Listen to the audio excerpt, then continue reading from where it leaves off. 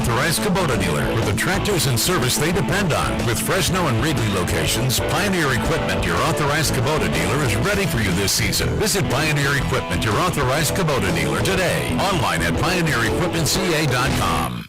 I'm here at the Roger Dunn Open. Former Fresno State football coach Pat Hill is at the first tee.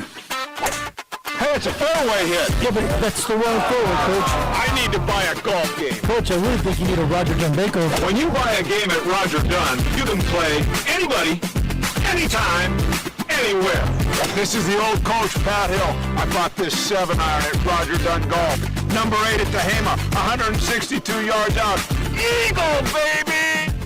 When you think of California business machines, it wouldn't surprise me if you automatically thought 3-cent color copies. It's something CBM has become locally famous for. But now, there's something else business owners are calling about. Business phone. Your home of the San Francisco 49ers. 1430 ESPN, the Valley's local sports leader. KFIG Fresno. This is SportsCenter.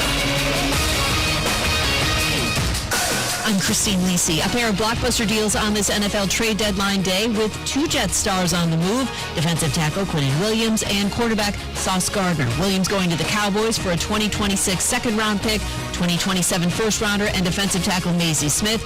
Gardner heading to the Colts for 2 first-round picks, one in 2026, another in 2027, plus receiver A.D. Mitchell. The trades among those deals allowing the Jets to stockpile draft picks, and that is a positive, explains our Harry Douglas. Reset the entire organization, build it from the ground up, and I thought it was desperately needed. Don't go on and play along and say, oh man, we can scrap up pieces here and there. No, we have to get rid of some guys in order to get to where we feel like we need to be to have a change in culture and a change amongst this entire organization. Chargers got help for their injury-plagued offensive line, sent a 2027 sixth-round pick to the Saints for Trevor Penning. Seattle, dealing with a banged-up receivers room, got Rashid Shaheed from the Saints for 4th and 5th-round picks in 2026. Cards staying with quarterback Jacoby Brissett as their starter this week against Seattle. ESPN Radio is presented by Progressive Insurance. We make the claims process easy so you can get back on the road in no time. It's why over 43 million drivers trust Progressive. See for yourself at progressive.com.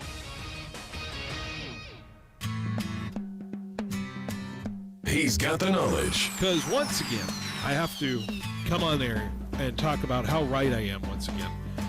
In anything that it comes to sports. He's got the questions. I'm going to lose it. Are you kidding me? What are we doing here? He's got the guests. 20th head coach in Fresno State history here, man. Is it hard to believe sometimes still, the 20th head coach here in program history? It's all moved really quickly here over the course of the last 5-6 weeks, but super excited to be here. Phil Benotti is the voice for the Central Valley sports leader. Behind the Bench starts now. Brought to you by Helena Agri.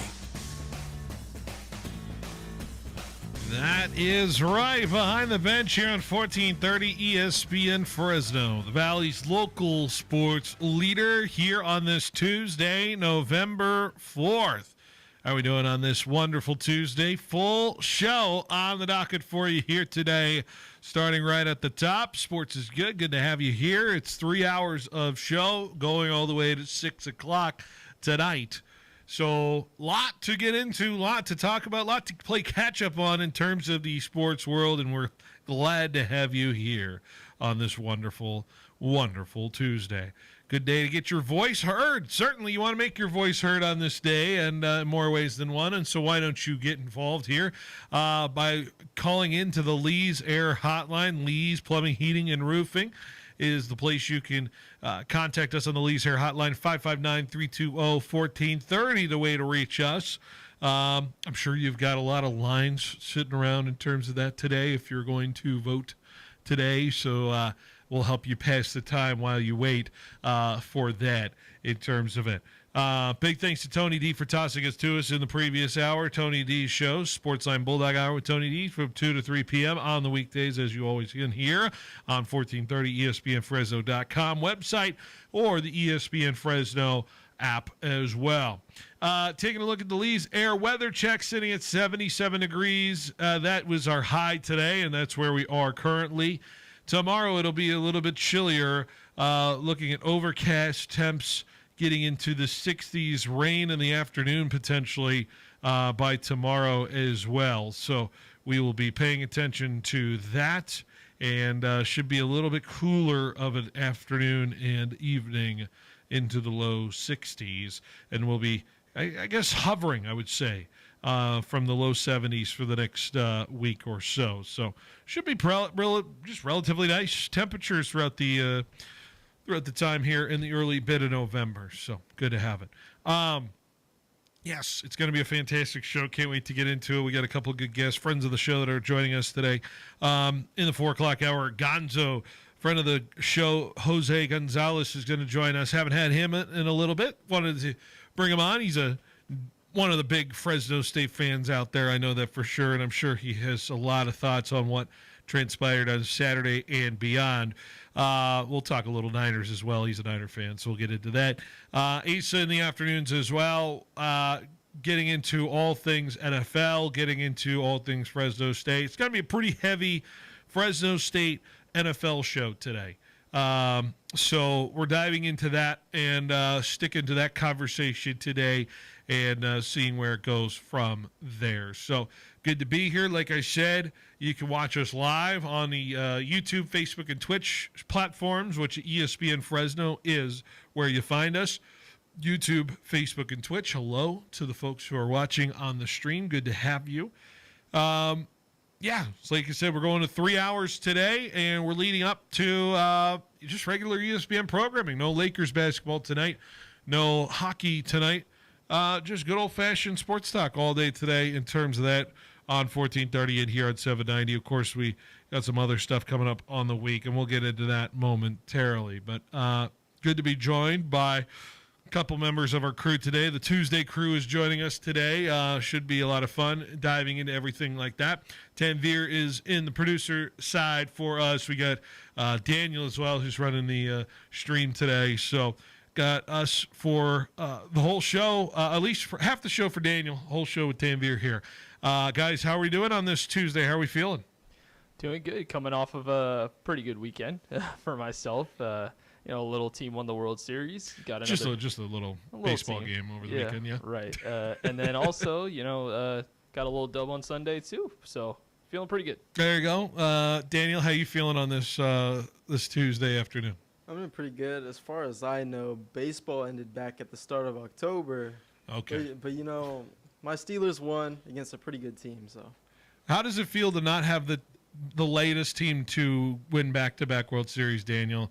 I no longer have to hear the Yankees were the last team to win back-to-back. Maybe that's the saving grace of the Dodgers winning back-to-back, is I no longer have to say the Yankees are the last team to win back-to-back World Series. That pill's a little bit easier to swallow. I like it. Exactly. I mean, this feels it's got a good ring to it. I agree. I mean, to be fair, I've never been one to flex championships in the past because I'm like, because you've barely been alive for one. Yeah, I've seen one in 2009. I was 3 years old. So did you remember? No. Raul Ibanez hitting one into the upper deck. I don't even know who that is. There we go. Old man Raul Ibanez is one of my favorites from that year. He wasn't cognizant. Yeah. Pedro Martinez at age 40 was pitching for the Phillies and basically essentially handing you the championship in the Game 6. Anyways, I didn't watch that World Series either. Don't be frank. I had no dog in the race. Was not enjoying that. Tanvir, congrats though. Your Dodgers winning a epic Game 7. Yep. Now, I did say on my show yesterday, I still think there's one Game 7 above it, just considering the weight that was surrounding all of the circumstances. I still do believe Cubs and Indians still stands for me, but I don't want to be prisoner of the moment. I know you probably think it's the greatest Game 7 of all time that you watched, and I don't know if we're going all sports or anything like that, but I know if I have to look at objectively, that's where I stand. But I know you had a hell of a time watching the game on Saturday. Yeah, even if I remove myself from the fan aspect of it, the amount of insane plays that happened in that game, for me personally, just puts it a little bit above that Cubs-Indians game. When I just felt like both Toronto and LA playing so sound defensively, it was just beautiful to watch from both sides of the fence for that aspect. Yeah. And then just having the amount of big moments. I said it to my friends, I don't think I've seen a game in any sport have the amount of twists and turns that Game 7 did, and it was indicative of the entire World Series with the amount of twists and turns that they had. I think it was fascinating to watch because I've done a slight breakdown of the game. We can do a little bit of more of a breakdown. Then we get to the trade deadline here in a little bit. The Blue Jays ended up stopped playing like the Blue Jays down the stretch of that game when they had so many opportunities, runners in scoring position, had the ability to move the lineup, get going, and for some reason they finally were thwarted in the idea of adding on into that game because it felt like the Blue Jays had opportunities to at least advance through their lead and get a margin there that would allow them to not be sufferers when they lose, when they're up by one, and then a solo shot messes up all the situations that they go after the Max Muncy solo shot, leading into the obvious Miguel Rojas, who would have called it shot. I was saying before the inning, I thought, oh, God, they left a one-run lead and Shohei's due up. This is so tied right now. This is so unbelievably tied right now. The momentum. Asen was there when I said it. He wanted to kick me out of the house when I did, and we were very close to fighting each other.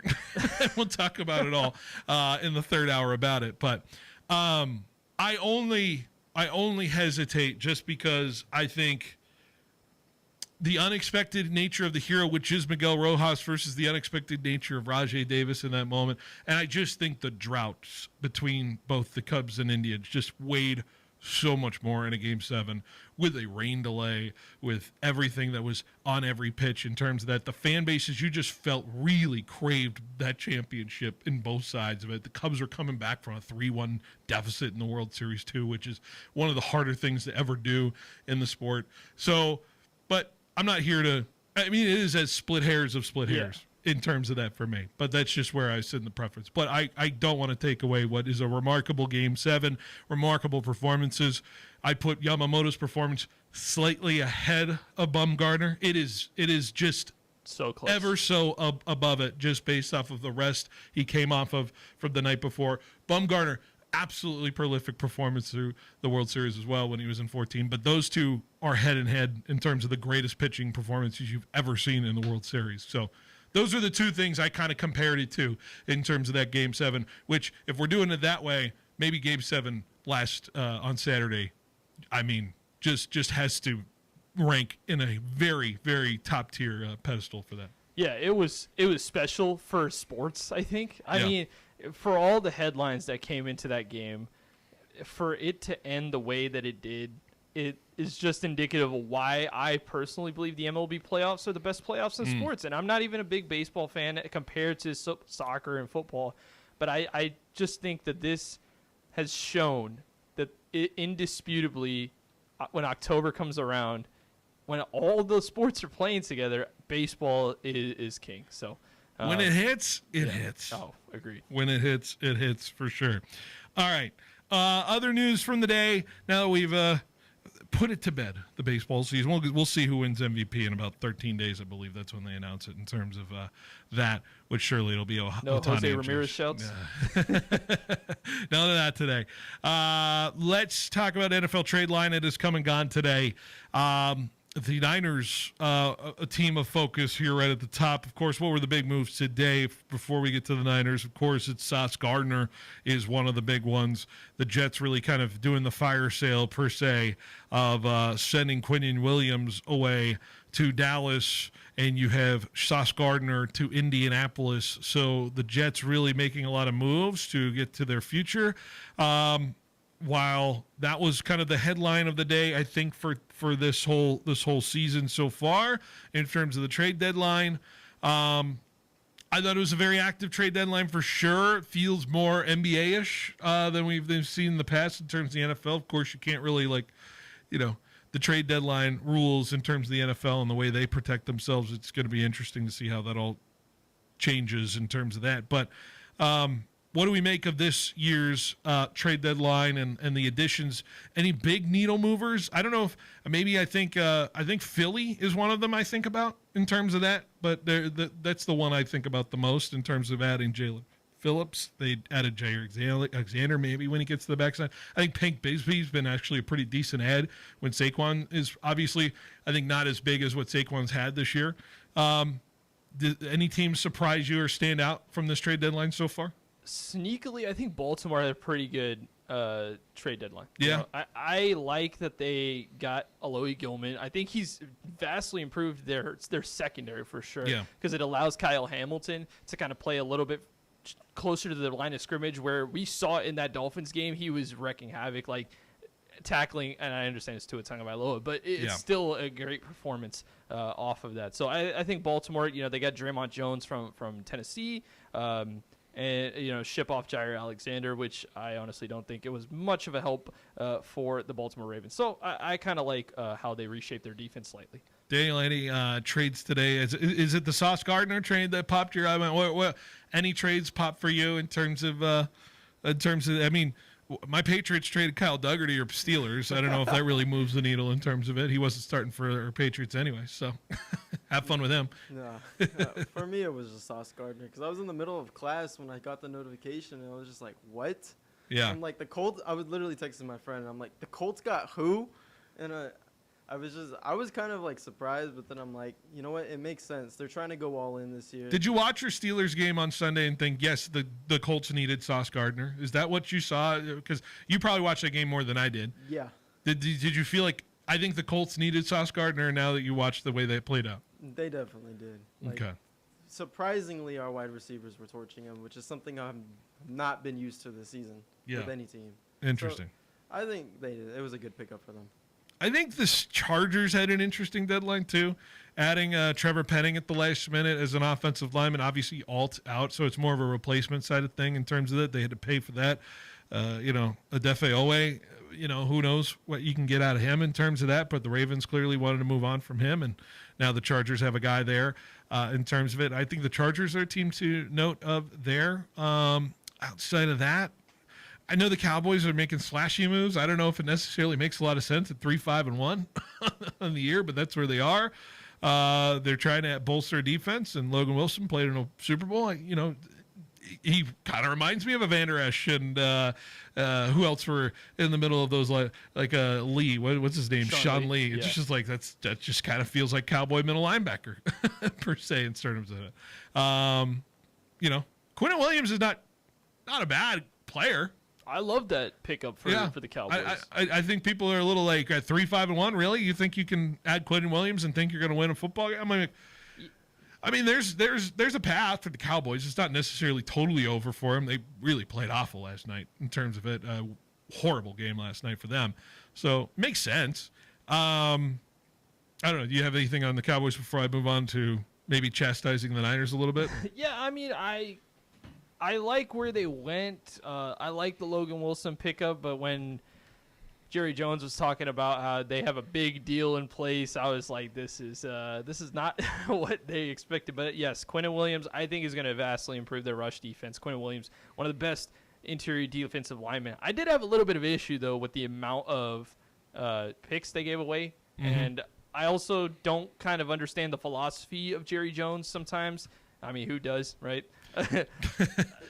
With this team, I don't know what the philosophy is. Are we trying to get into the playoffs and somehow make a run, or are we trying to build for the future? And I just don't see this move. Not necessarily. I mean, the Quentin Williams move is whatever. The Logan Wilson move, especially, I don't see where this is going to do anything for them in the short or long term. Yeah, I just don't. I mean, they're what? 2.5 back in a playoff spot, 3.5 back potentially in terms of where they stacked sit. NFC. Like the NFC is, I think, is set of a field. Like, I'm not going to be convinced the Bears or the Panthers are going to try to sneak into that club of 7, where I think the Lions are 5-3 right now as a 7 seed at the moment. Niners are 6-3 in terms of that. Speaking of those Niners, the Niners only had Keon White before the trade deadline. The Niners stand pat. Niners stay with what they have in terms of, even though they lose Mykel Williams a couple days before to an ACL injury, the pass rush is certainly diminished from where it was.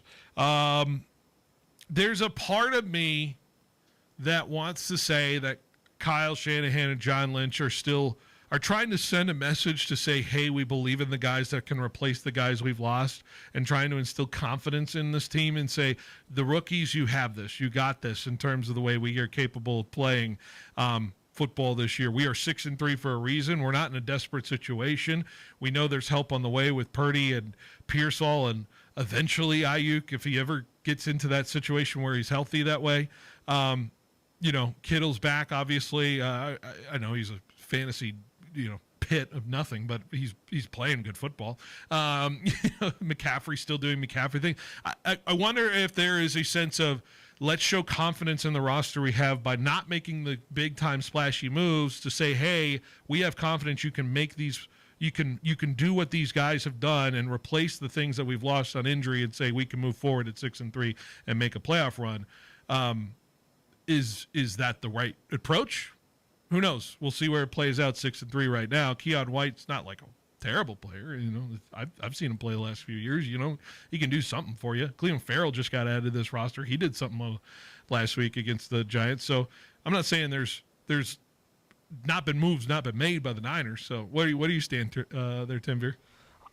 I know a lot of Niners fans are of the assumption that we need to add a guy like Trey Hendrickson or a guy like Jalen Phillips who went to the Philadelphia Eagles, and I can understand from that perspective, but I'm more of the reserved type of 49ers fan where I believe that this season is kind of just it's gonna go how it's gonna go, right? Mm-hmm. I don't see how the addition or the way I want to frame this is the loss of a first-round draft pick is going to do anything for long-term or short. I like that, even though I would say defensively I would have liked a piece or two. We got Keon White from the Patriots. We'll see how that works out. I would have liked it. I kind of like that they kind of just went silent in this draft, this trade season. I think I like the guys that they have. They're trying to build up their future, and I think the best way to build up the future is through reps. So if a guy like Tatum Bethune is out there running, Alfred Collins, or even guys in the secondary, I think it's going to be best for them long term if they are playing. Do you like my psychology though of what they're going for in terms of that as well? As like, hey, we believe in you as young players, and let's just show that we can do this with the guys that we have. And if you go on a run, you go on a run. Yes, I think that Rams win really changed the mindset for Kyle Shanahan and the front office. Because I think if they go into that Rams game, they don't win. If you got dog walked by the Rams in that week, you're like, oh, God, what do we have? Exactly. And but so you show up. There, I think you might see a little bit more aggressiveness out of John Lynch. But because of that win, the mentality of this team has changed. And so I think that is why you didn't see the 49ers go at it like they should have, in your opinion, or as some 49ers fans may think. I have 49er fans that are saying F this team in terms of not doing anything. I think if we just take a chill pill and just look at it holistically, I think it's fine. You got a game against the Rams. Let's be fair, the Rams need to win this one more than I think the Niners need to win this game against the Rams, because the Rams would be down 2-0 to the Niners this season with 8 weeks to go. So that'll be fascinating. Lots to talk about. Trade deadline, of course, all that stuff. We'll dive into it more. Raiders trade away Jacoby Myers, by the way. That was another trade. Jags very active at the trade deadline, too, in terms of additions. We'll see. Can I let one go off? I am surprised Breece Hall did not get traded today. Poor Breece Hall. I know. Poor Breece Hall. He'll have to play for the Jets at least 9 more times this year. All right. Before I take a break, though, reminder, YouTube TV customers get the sports you love on ESPN back, including college football, college game day, Monday Night Football, NBA, college basketball, more. Act now. Go to keepmynetworks.com to get ESPN back. All right, we got the Benotti Blitz coming up next on 1430 ESPN Fresno, the Valley's local sports leader. Your Fresno State Bulldogs are fighting for that Mountain West championship. There's nothing better than rooting for your Bulldogs as they battle it out on the gridiron, representing your city of Fresno. Bring the whole family and get loud cheering on your Bulldogs at Valley Children's Stadium all season long. Be sure to check out GoBulldogs.com today for information on special events and to grab your tickets for upcoming home games. Go Dogs! Attention cannabis lovers, your favorite dispensary, Valley Pure, now has an app. Stay connected with exclusive deals, special promotions, and the best products. All at your fingertips. Don't wait. Download the Valley Pure app today on the Apple Store or Google Play. Claim your rewards when you earn them and start saving by downloading and turning on notifications today. Be sure to visit one of 5 Valley Pure locations around the Central Valley. And don't miss out on the best offers. Valley Pure, where quality meets convenience.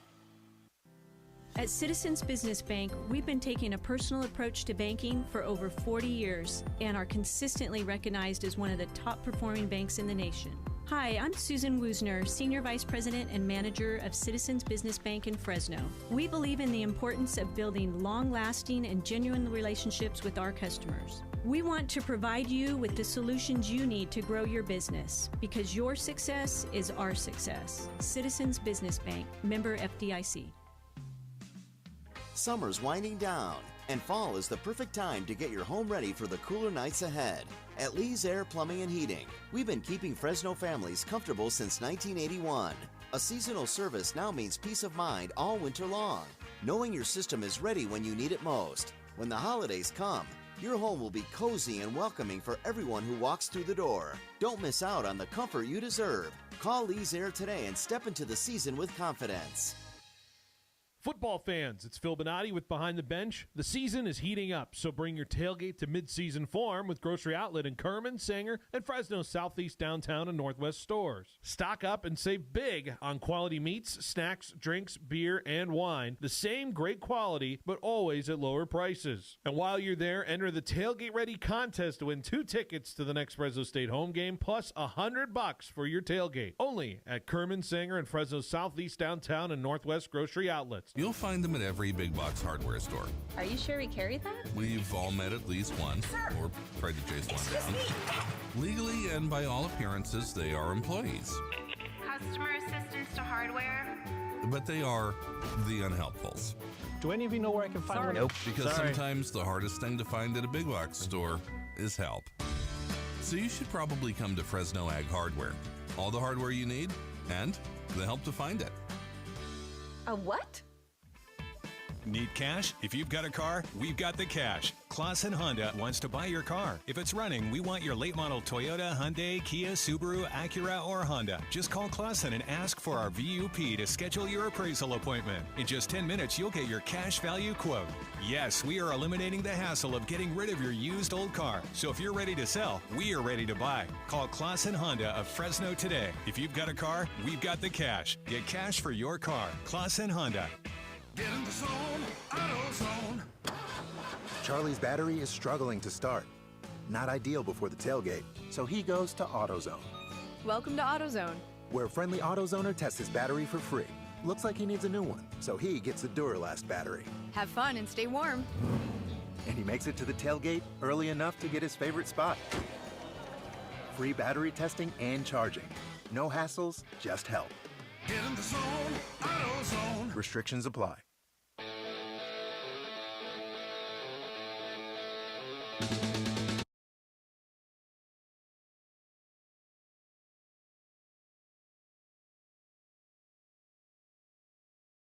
$14:30 ESPN Fresno, the Valley's local sports leader.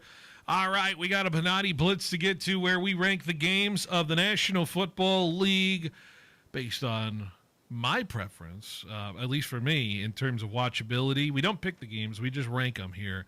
And the Benotti Blitz brought to you by Grocery Outlet. Of course, Grocery Outlet, part of the Tailgate Ready contest here, part of ESPN. 2 more home games left for the Bulldogs. You want to get a couple of free tickets and $100 to your tailgate? Well, sign up for the Tailgate Ready contest today at your local participating Grocery Outlet stores. Those are over on Northwest Fresno location, downtown location of Fresno, Southeast Fresno location on Belmont. You also got Sanger location and the Kerman location, all part of the Tailgate Ready contest. Sign up today, and you get to be a part of that contest to win 2 free tickets to an upcoming Fresno State home game and also $100 to your tailgate. We'll be drawing a winner next week, so get your entries in. All right, like I said, we rank the games. We got A fun week of games coming up. We're halfway through the season. This is going to be interesting, and we'll start with the music. Week 10. Bye weeks. Bengals, Cowboys, Titans, Chiefs. 3 of those teams I'll miss. But here is our worst game of the week, and we start with the Jets and the Browns. Boy, we were having a good old time missing these teams last week with the bye, but they come back with a furious vengeance of pitiful futility on a football field that will be played in the East Meadowlands of New Jersey. The Jets, who just had a fire sale of epic proportions in terms of the trade deadline, taking on the Browns, who are just a fire dumpster in terms of that as well. We don't know how many points will be scored. We know it'll be few. Who knows what'll come of this football game? I guess, if you want to see bad football, this will be at Jets-Browns here at my bottom game of the week. These two teams are the modicum of terrible football, and I think they've continued that into this season. And, this is also my bottom game. Look for Quinshon Judkins to have a pretty good game in this one. You got the ranking too, Daniel? Yeah, I have it at the same. It's just they're two bad football teams playing bad football. Like, what more is there to it? What more is there to it? Bad equal bad, possibly Just good. also awful uniform matchup. Oh, I hate it. Horrible uniform matchup. Next up, Broncos and Raiders here on Thursday Night Football. The Broncos, when they're not going right, things aren't really that aesthetically pleasing to me with this Broncos team. They won an ugly game in Houston in terms of it, but a win is a win. I'm not being convinced right now of this Broncos team. The Raider game was entertaining, but in all the wrong reasons, I would say, in terms of ineptitude last week against the Jaguars. I don't see this game going very well up in the Mile High City, especially with Geno Smith, who just continues to turn the ball over. This Broncos defense is absolutely a team that could make this real ugly real quick. The Raiders never play well in Denver. I don't expect things to go well here either. Maybe I'm indicating my pick, but this game is going to be over by the second quarter.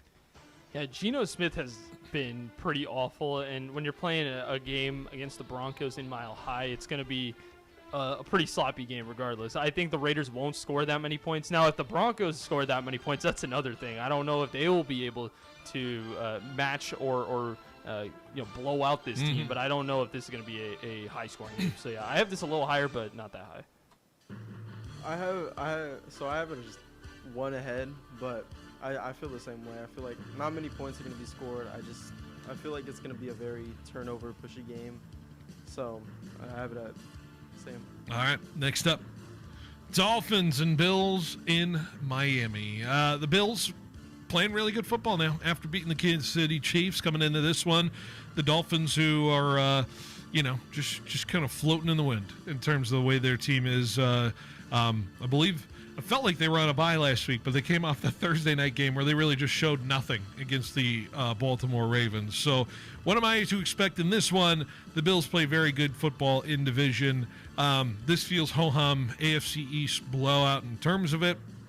I'm not really very much vested interest into this game unless, it stays close and the Bills do that thing of, oh my God, they can't tackle Devon Achane. And then we may have a different conversation. But that's why I have it slightly higher, because there is a slight upset potential. Yeah, the Bills have been pretty terrible at stopping the run over these last couple of weeks, and I think Miami has, shown in flashes here and there that they can kind of run the football. But yeah, I agree with you. I think if Josh Allen is playing like he does, I don't think this will be a close game.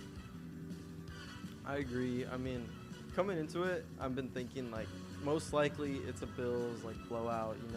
Dolphins aren't good, whatnot, but in that chance that Achane pops off and things like that, it can definitely get exciting.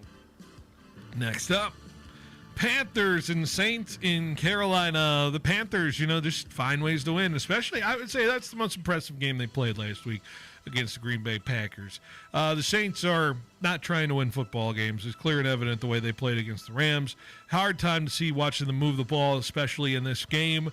It's just one of those NFC South games where you have Kenny Albert just calling the game, and it's in the 10 o'clock window. Just one of those I glaze over if I have to watch that football game. So Saints-Panthers sits here. No offense to these two teams. It just feels like this is the right spot for it. if the Panthers want any chance of getting to the playoffs, again, this is a game you got to win. And if you're going to start playing big boy ball, you got to play like a big boy team. And I think this has got to be a win in a convincing fashion, especially at home against a rookie quarterback. So, yeah, this is basically the same spot for me as well. Yep. I have it basically in the same spot, but I feel like this game is gonna have like some weird type of ending. I feel like it's gonna be close. As much as I want the Panthers to like show up and like make themselves seem like an NFC dog, I just have a weird feeling it's gonna be close. It's always gonna be close, somehow, some way. Next up, Commanders and Lions. I sit here now, and I know Mariota's no slouch in terms of being a starter, but I don't even think anybody could have started. I think Tom Brady would have struggled with the way the Commanders were playing last Sunday when they faced the Seahawks in terms of it. This Commanders team is a mess, and it was a mess with Daniels, and it's a mess now without Daniels in terms of that, Jaden Daniels. It's not going to be like what we saw in the playoffs last year in terms of these two teams locking up that I would imagine that Fox execs hoped for when they picked this game for the 125 window. The Lions are slightly fun to watch in terms of the way they play. They need a bounce back in this one as well after, I would say, a relatively uncharacteristic game that played against Minnesota last week. So a team with a lot to prove if they want to show that they have any life in this season versus a team that, hey, stop screwing around. Come on, Lions. So that's what I got here. Yeah, the Lions are the only team in the NFL that's top 6 in offensive and defensive effectiveness, and I think that they are starting to really turn it up. And I think that with the loss of Jaden Daniels, sadly, that really upset me how Jaden Daniels was still in the game at that point. I think this Washington season is kind of over after their magical run last year, and I think this game will be indicative of that. It's the highest spread, or the largest spread, I should say, of the week, even though Washington's at home. I think Detroit's going to cruise in this one, therefore making it a non-entertaining game. Yeah, if you showed me this game at the beginning of the season, I would have been like, yeah, this will be an exciting game. But now they're like, how Washington's just performed and their losses this season, I just feel like Lions are just going to run in there. Because I feel like, especially after last week, they have a lot more to prove now and want to be back and winning. Jamison Williams better not throw a pick in this game. That's all I'll say. Like the playoff game. And just like that, he will. Next up, we say Guten Tag in Berlin for the Colts and the Falcons. All right, the Falcons did show some life this week. Drake London just came uncorked against this Patriots defense, which I thought was playing pretty decent football so far. But they picked on a certain aspect of the defense, and here we go.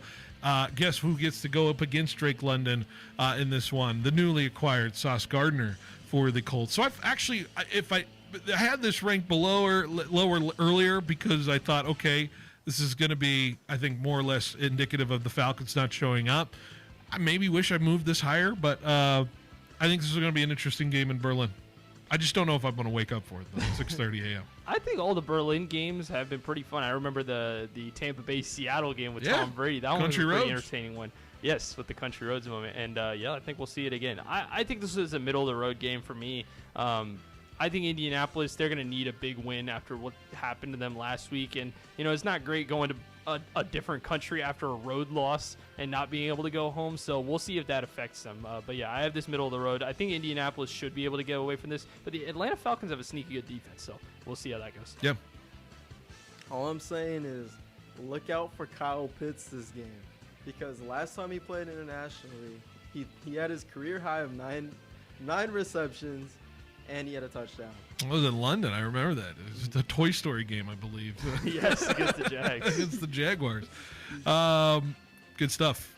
Next up, speaking of those Jags, I got Texans and Jags next. The Texans, who I think I kind of should have put this game lower. I don't think they will have C.J. Stroud in this football game, which is a shame because I think this is absolute gotta-have-it game for the Texans if they want to at least have any sort of conversation of being in the AFC playoffs. 3-6 is a real deep hole to climb out of. The Jaguars have a real opportunity here, despite, I would say, not giving the most confidence to their fans and to their coaches in the way they played against Las Vegas, especially down the stretch. That defense was leak key. So we'll see how it goes between these two teams. It's a battle in the AFC South. Big boy game in this one. I would say both teams need it. Yeah, Houston used to just dominate this series over the early 2010s, late 2010s, early 2020s. But they've split 3-3 over the last couple of years, and I think that this has become a closer game. I think this is always a sneaky, entertaining game.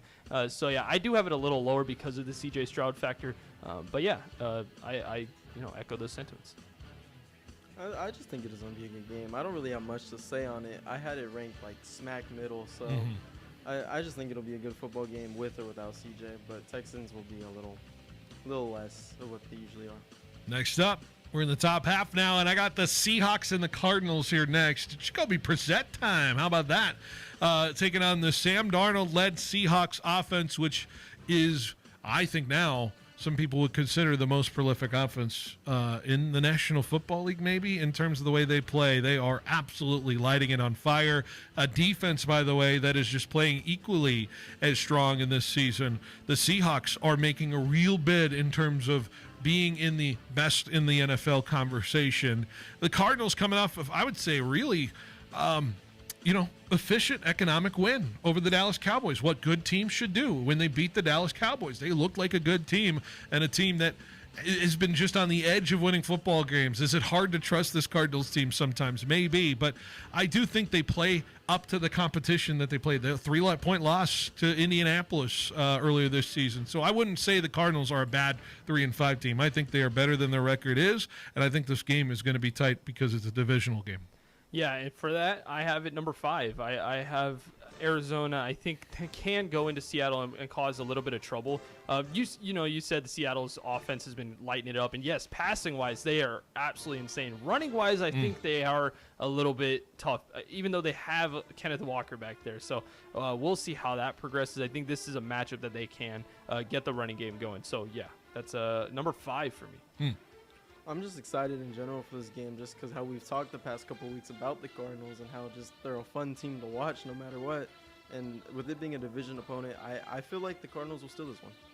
Next up, just out of my top 5, I have Vikings and Ravens in Minnesota. J.J. McCarthy, welcome back to the party of the National Football League. And the kid showed up and played and balled out and beat the Detroit Lions, something the Vikings hadn't done in a little bit now, and maybe revived the season.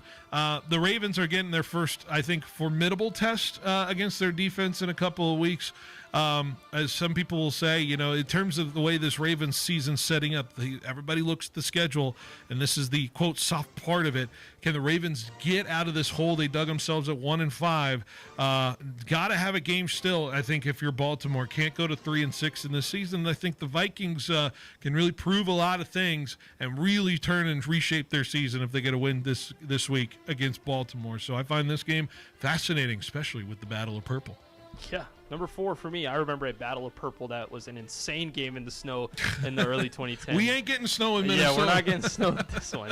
But this, again, Lamar Jackson coming back. He's going to be on a tear to try and get this Baltimore team back to the playoffs, and that's kind of the storyline that I'm looking for the rest of season for this team. And J.J. McCarthy has looked good in his 2 out of the 3 starts that he's had. So I think there could be a lot of fireworks in this game. So this is number 4 for me. I think it's going to be a showdown. I have this at 5, but I just think it'll be a showdown between the 2 teams. Obviously, Ravens have so much to prove now with Lamar back, and I do think Lamar is going to try and carry the team on his back like last week. But I think JJ will have something for that, so we'll see. Next up, I got my number 5 spot, the Bears and the Giants.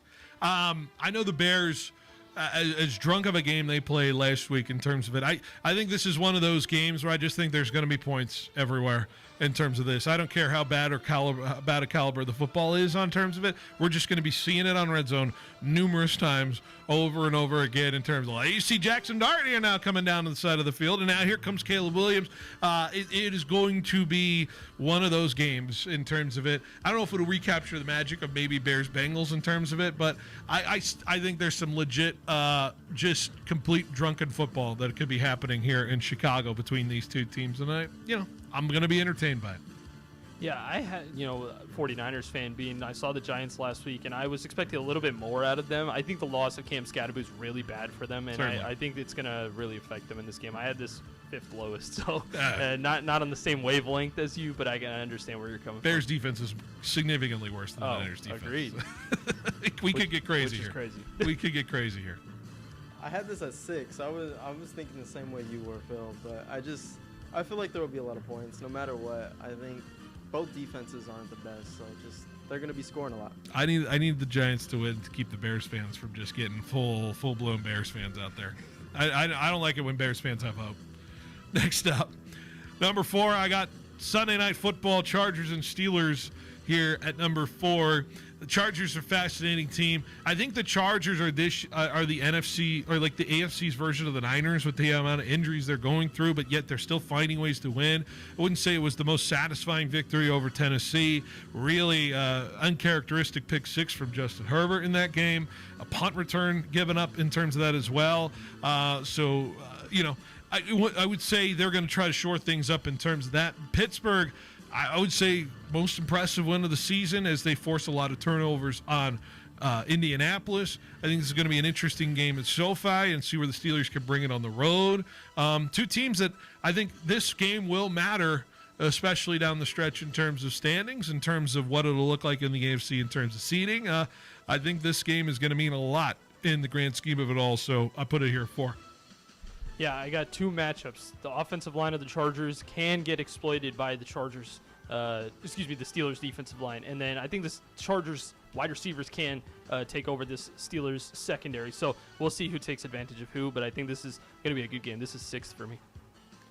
I feel the same way. I have this at 3, but to add on what Tanvir said, I think it all comes down to how much time Justin Herbert has to pass and whether or not he can get the ball out. Next up, I got Niners and Rams here at number 3. Niners-Rams rematch from Thursday night a couple weeks ago. Rams really been playing good football outside of 2 games, as you say. I've been saying it all year. I think the Rams are, as I would say, mostly consistent as other teams in terms of the National Football League, but yet a loss in this game for the Rams would be pretty devastating in terms of the head-to-head and where it all stands in terms of this NFC West just bloodbath that's developing here throughout the season. On the flip side, the Niners just find ways to win with less in terms of it. So I'm interested to see what the chess match will look like, what will be adjusted from the first matchup from a few weeks back. I hope we get a repeat of what we saw on Thursday Night Football at SoFi. Yeah, the health of Puka Nacua is going to be interesting because I think if they lose Puka Nacua, I think that could be a big blow for the Rams. But this could be a big matchup either way. If the Niners win this game, that is going to be massive for their ability to win this division. If the Rams win this game, I think we're just on the same coast, but I do think this is a bigger matchup for the Rams. Yeah. I just think it's an important game for the division, like you said, and I feel like it's going to be a shootout no matter what, and very exciting. Couple games left. Next up, I got Packers and Eagles Monday Night Football here at number 2. The Packers, boy, what an egg they laid against the Panthers. The Eagles did nothing, and now they're number 1 in the NFC this week after their bye. So let's see what they can take from that going on the road against Green Bay. Packers play well in prime time, so I'm curious what this matchup will yield in terms of NFC seeding. I'm so excited because I think whoever loses this game is going to have so much negativity coming out because both of these teams have not necessarily been impressive, even though they are 2 division-leading teams, right? And they've both had the 1 seed at points of this season. So, yeah, I'm very excited about that. I think the running game for the Philadelphia Eagles needs to show up. I feel like the Packers have a lot more to prove than the Eagles are now. Eagles are going to be really good coming off that bye, but I feel like the Packers, with that ugly loss, I think they're really going to show out and win and beat a really good team. And finally, number 1 game of the week. Bucks and Patriots in Tampa Bay. What can you ask for more between 2 of the best deep ball throwers in the National Football League right now in terms of Baker Mayfield versus Drake May? This game is going to have big plays written all over it in terms of it. Can the Patriots prove they belong in the top tier of the conversation of beating a team that is 6-2 right now? Or can the Bucks continue their impressive streak of being a top tier team and a considered Super Bowl contender in the NFC? Either way, this game is going to tell us a lot between these 2 teams and how it'll play out. And yes, big plays are going to matter in this football game on Sunday. you got a great good-on-good matchup. The wide receivers of the New England Patriots, you got Booty and Diggs and Hollins versus the secondary of the Tampa Bay Buccaneers. It's going to be such a good matchup to watch, and it's a battle of 2 seeds, so both of these teams can propel themselves into the 1 spot. All I got to say is battle for MVP. I like that. I like that a lot. And that is your Benotti Blitz for Week 10. All right, let's take a break. We'll wrap up the hour next on 1430 ESPN. At FFB, we know behind every business is a person. That's why we're more than a bank. We're a partner, a farming-focused bank for hard workers, a future-forward bank for big dreamers, and a family-friendly bank for the next generation of owners. From first ideas to major milestones, we're here to help you chase your goals and score big. So what can FFB mean for your business? Find out at ffb.bank. That's ffb.bank. FFB Bank. Let's win together. Football season's here, and it's time to upgrade your home team's game plan with Robinson's Interiors. Whether you're hosting the big game or relaxing after a win, the right flooring can make all the difference. From durable hardwood to cozy carpet, Robinson's Interiors has the best selection and unbeatable prices, all backed by professional installation the Valley has trusted for over 40 years. So give yourself home field advantage. Don't wait for the touchdown. Visit Robinson's Interiors in Fresno and Hanford today. Robinson's Interiors, the Valley's flooring MVP. For 80 years, Fresno Pacific University has been shaping the heart and soul of California as the Central Valley's only accredited Christian university. Today, our deep faith roots and pride in our community drive us to provide affordable, career-relevant education that transforms the lives of our students and the communities they serve. Discover your calling through over 100 undergraduate and graduate programs offered on campus or fully online. Fresno Pacific University. Learn more at fpu.edu. Now that you've gathered all your landscaping ideas at the Fall Home Show, swing by Clovis Stone Masonry and Landscape Supply to bring them to life. Hey contractors and DIYers, Paul Metters here. Clovis Stone is the Valley's go-to playmaker with 6 acres of premium materials ready to roll. Whether you're building big or dialing in the details, Clovis Stone has what you need when you need it. With 24-hour delivery, fast, call-ahead pickup, you can stay on schedule and on budget. Step on the lot today off Sunnyside in Old Town Clovis or online at clovisstone.net. Welcome to A+ Signs. Thanks. Yeah, I need some custom exterior signs for my business. Great. What's the name of your business? C+ Signs. Wait, you own a sign company? Yep, C+ Signs. And you want us, A+ Signs, to make your signs? Yeah, I need them really fast, and we can't touch our turnaround times. We are kind of known for that. For signs that stop traffic, drive traffic, and even direct traffic, call A+ Signs. Remember, A+ has great technicians to service and repair signs, too. Yeah, we got a guy, but he's afraid of ladders.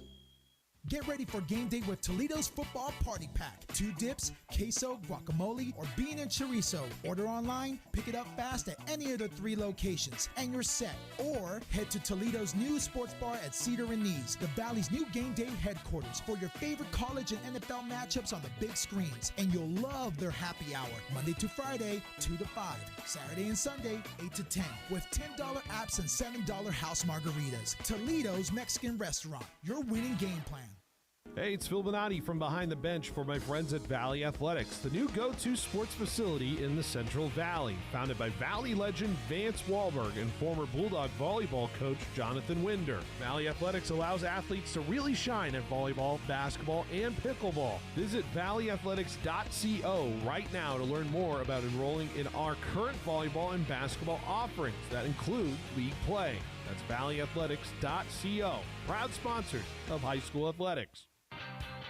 Building a new warehouse? Adding on to your existing warehouse for more space? The boys from Fresno Rack and Shelving can help, because that's what they do.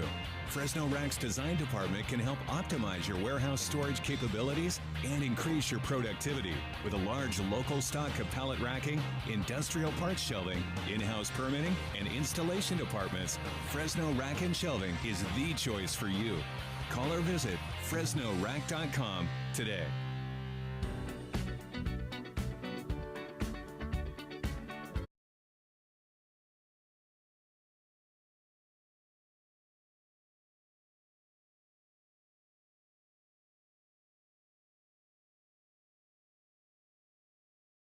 Behind the bench here on 1430 ESPN Fresno, the Valley's local sports leader. We're just having a fun discussion right off Mike. So I'll bring it on, Mike. You know, we're talking about group of five. Who's the group of five?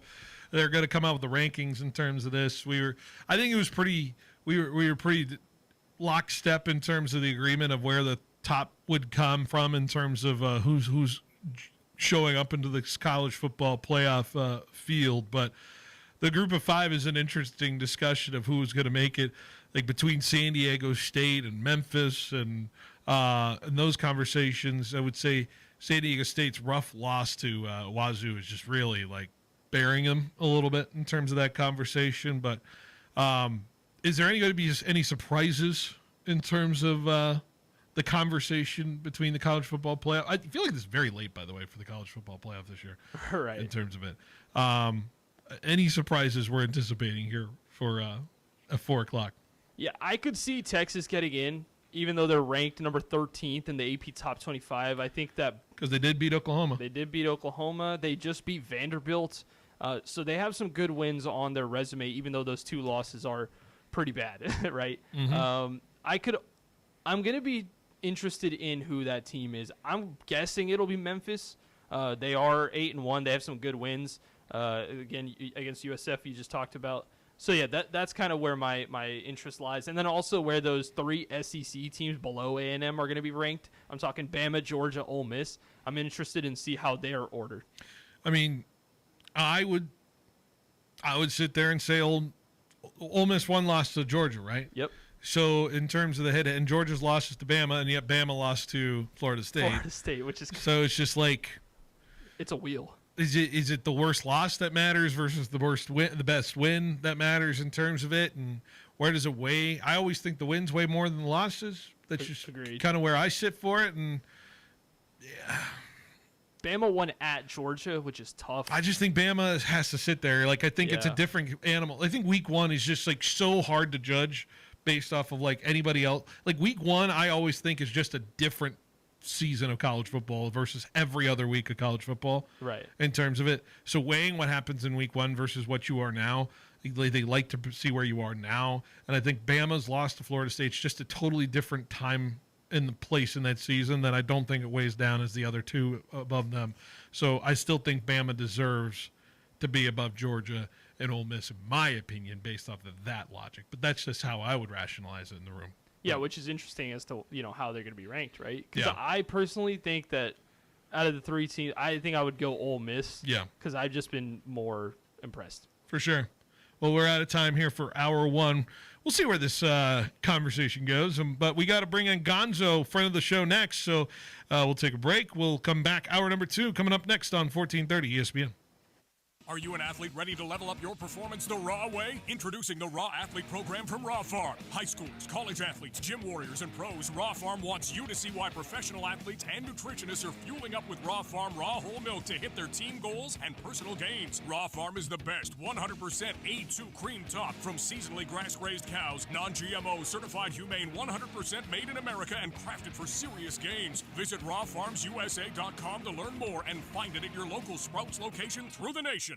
Hey, it's Phil Benotti from Behind the Bench. In sports, when you take a hard hit, you count on your team. In life, after an accident, your team is Davis and Van Wagenen, attorneys at law. Right here in Fresno, they've helped Valley families win the compensation they deserve, and you don't pay unless they win. Visit DavisVanWagenenLaw.com.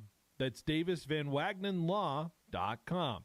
Davis and Van Wagenen, your hometown injury attorneys. Taco Truck Throwdown is back at Chuck Chancey Park, Saturday, November 8th. Come hungry and enjoy tacos from over 24 of the Valley's best taco trucks. Stick around for an incredible night of music featuring hip-hop legend E40, R&B icons, the SOS Band, platinum-selling artist Baby Bash, and freestyle favorite Connie. Tickets and VIP packages are available now at TacoTruckThrowdown.com or at the Chuck Chancey Park ticket office. Game day just got a whole lot sweeter and a little bit saucier. KFC's bringing back one of the most requested plays in menu history, the original Honey Barbecue. That's right, that sweet, smoky, finger-licking legend from the late 90s is back, and better than ever. Now you can get that classic honey barbecue flavor on everything, including their 2-piece chicken combo for $10.99 or the original honey barbecue chicken sandwich for $11.99. The original honey barbecue, sweet, savory, and back in the game. And it's happening only at KFC.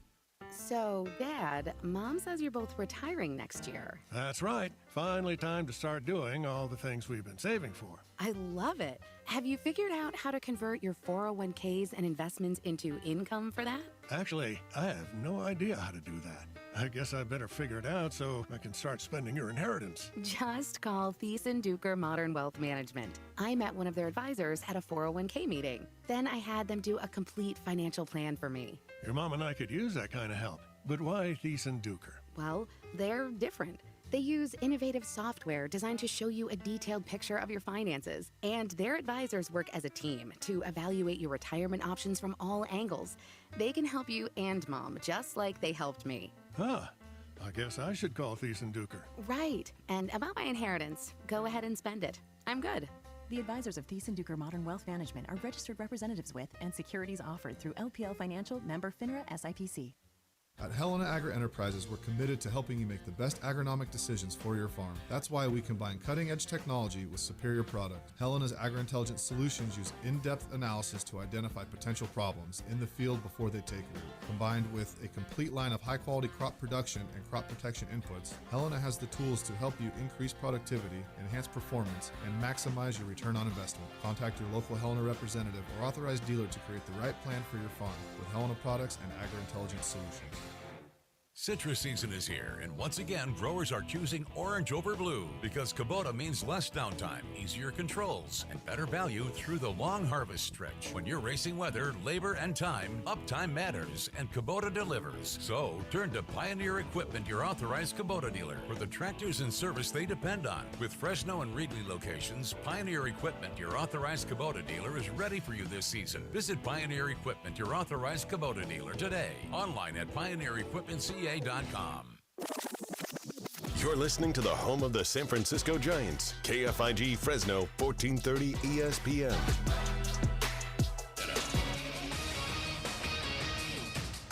I'm Christine Lisi. The Jets traded not one, but two stars on this NFL trade deadline day. Cornerback Sauce Gardner on his way to the Colts for 2 first-round picks, one in 2026, another in 2027, plus receiver A.D. Mitchell. He does fill a need in Indy's cornerback room, explains ESPN NFL analyst Jeff Saturday. You pair him back there with Cam Bynum, Kenny Moore, Travarius Ward when he gets back. You're talking about a very strong defensive backfield. Maybe opportunities to play some man instead of just zone. We're seeing some of the best defenses when you have to do it to bring pressure. So maybe they're just thinking, hey, look, we got a shot at this thing. In addition, Jets sending defensive tackle Quinnen Williams to the Cowboys for a 2026 second-round pick, 2027 first-rounder, and defensive tackle Macy Smith. Dallas also got linebacker Logan Wilson from the Bengals for a 7th-rounder in 2026 as it looks to bolster a defense that is among the NFL's worst. Chargers getting help for their injury-plagued offensive line, send a 2027 6th-round pick to the Saints for Trevor Penning. Raiders receiver Jacoby Myers acquired by the Jags for 2026 4th and 6th-round picks. Seahawks banged up receiver corps getting a boost. Seattle acquired Rashid Shaheed from the Saints for 2026 4th and 5th-round picks. The Cardinals sticking with Jacoby Brissett as their starting quarterback Sunday against Seattle. Opening week college basketball, #1 Purdue leading Evansville 22-17 first half. NBA Cavaliers All-Star guard Darius Garland could make his season debut as soon as tomorrow against the Sixers. He's been out recovering from toe surgery, and he will provide an instant boost to the Cavs offense. Hey, it's Evan Cohen. Coming up Wednesday, I'll give you my winners and losers of the trade deadline. Plus, we'll react to the release of the first official college football rankings. It's on Sportsmanlike, 6 a.m. Eastern, right here on ESPN Radio, ESPN2, and ESPNU.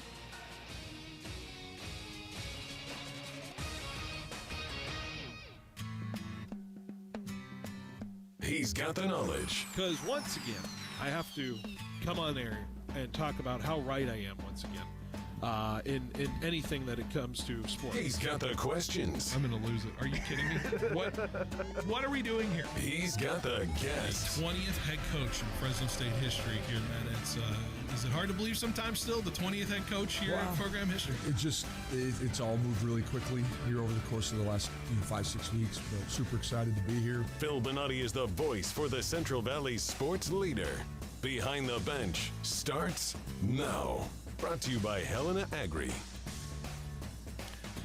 That is right. Hour number 2 of our show as we roll till 6 o'clock tonight. Good to be here. Good to be alongside you all for another hour of Behind the Bench. That is what the name of our show is here on this November 4th. Good to be here. Good to be alongside you all. Once again, a little reminder for you folks. Just got to let you know right here at the top of the hour here. Hey, YouTube TV customers, get the sports you love on ESPN Pack, including college football, college game day, Monday Night Football, NBA, college basketball, more.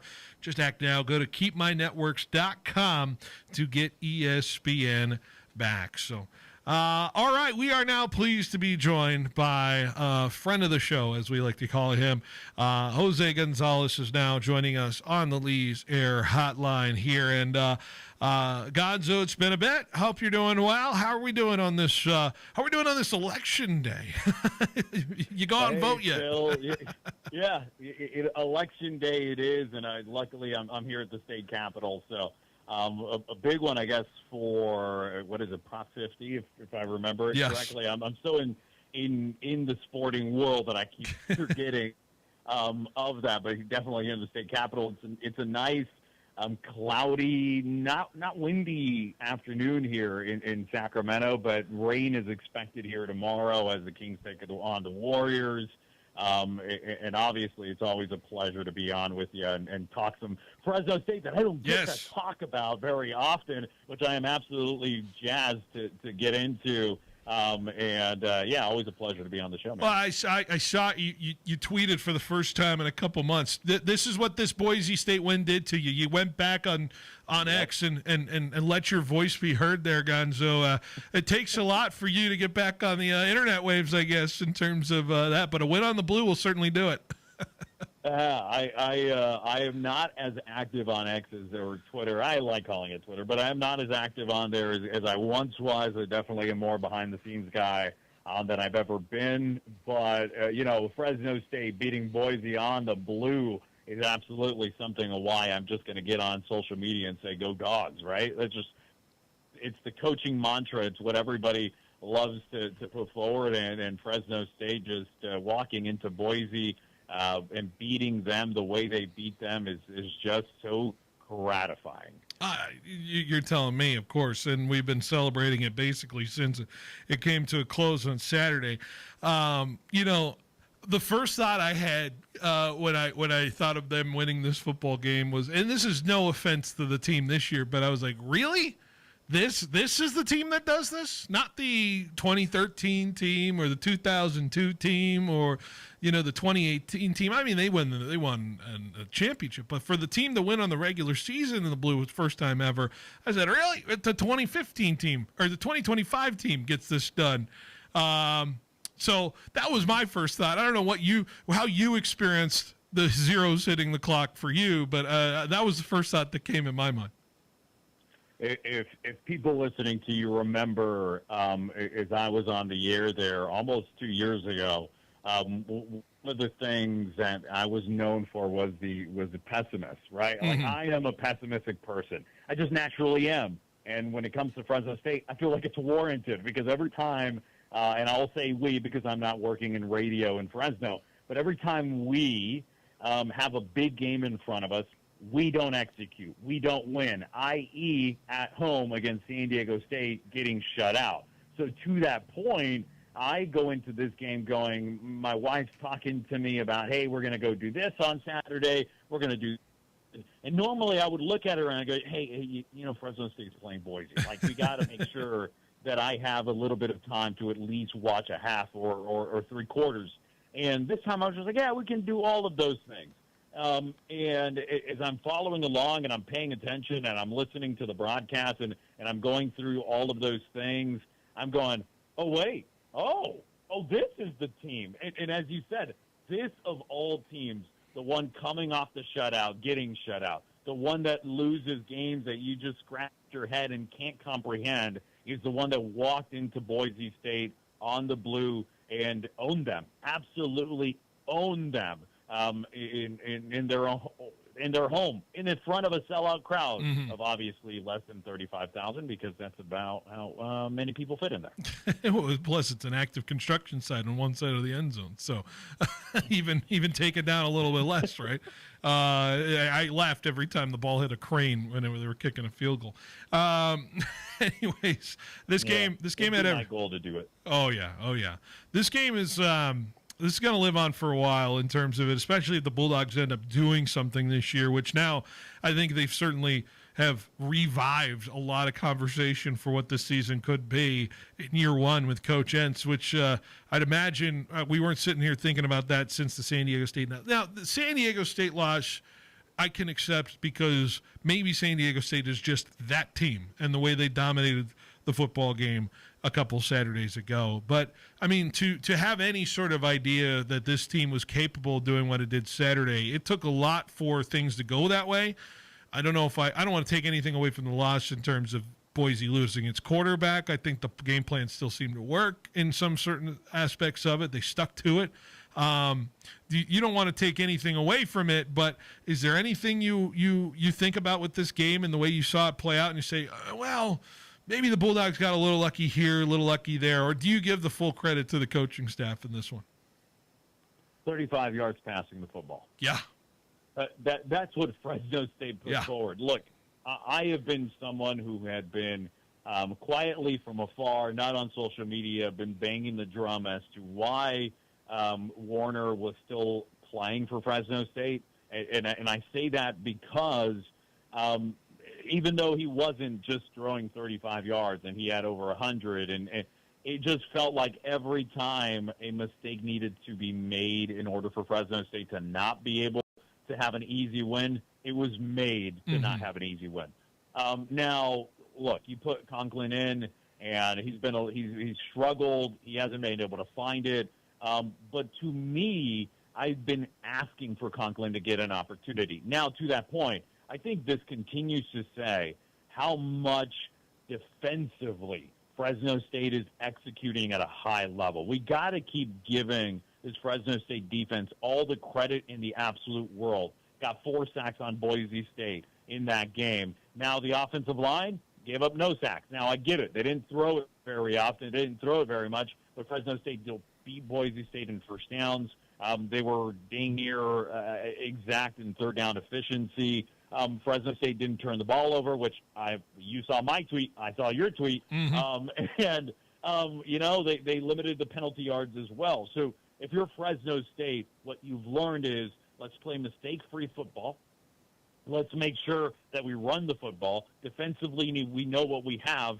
Offensively, if we can have a guy in Conklin who is at least a game manager on the offensive side of the football, I think Fresno State is a really good position to be successful. Now, you scratch your head because you lost to Colorado State. You scratch your head because you got shut out. Not just lost to San Diego State. You got shut out by San Diego State. And then you go into this one probably believing we don't got a chance. I don't care what Coach Entz says in his press conference, but I don't know a person in their right mind that was sitting before this game kicked off going, we have a real shot at absolutely blowing Boise State out of the water. And here's the thing. The score tells a different story than what the stats might tell you, and that's the beauty of football sometimes is, hey, as long as you execute, you put your game plan forward, you execute that game plan, you might be in a really good position. And I think Fresno State's coaching staff outcoached 100% the Boise State football coaching staff. I want to ask about Conklin specifically because he came from Sacramento State. I don't know how locked in you were on the Hornets last year or what he was providing. I mean, clearly there's talent with the kid. He's just the game seems really fast for him for 35 yards completed right now so far through that Boise game, and of course we knew what happened in the San Diego State game. What is it? Is it as advertised with Conklin, or is there more to him from what you saw last year? Maybe from I don't know how much you paid attention to him. Yeah, so one of the things to your point about last year is, if I'm not mistaken, if I'm remembering this correctly, he was the quarterback that went into Fresno State and played in Fresno State with Sac State. And he had a pretty decent career here in Sacramento. And one of the things was they felt hurt when he left. You do have the 5-star guy that shows up and all those things. Yeah. But in my same building, I have the voice of Sac State football, of the Stingers Up podcast, in Jason Ross. He's the morning show host here at Sackdown Sports. And even in that, he expressed how much he believed Conklin would get the job for Fresno State. So to your point, and to that credit, I think what he performed at Sac State is not what he's performed so far in Fresno State. And yes, maybe some would say, well, Gonzo, come on. He played an FCS schedule. Yeah, you're absolutely right. But he still completed over 60% of his passes.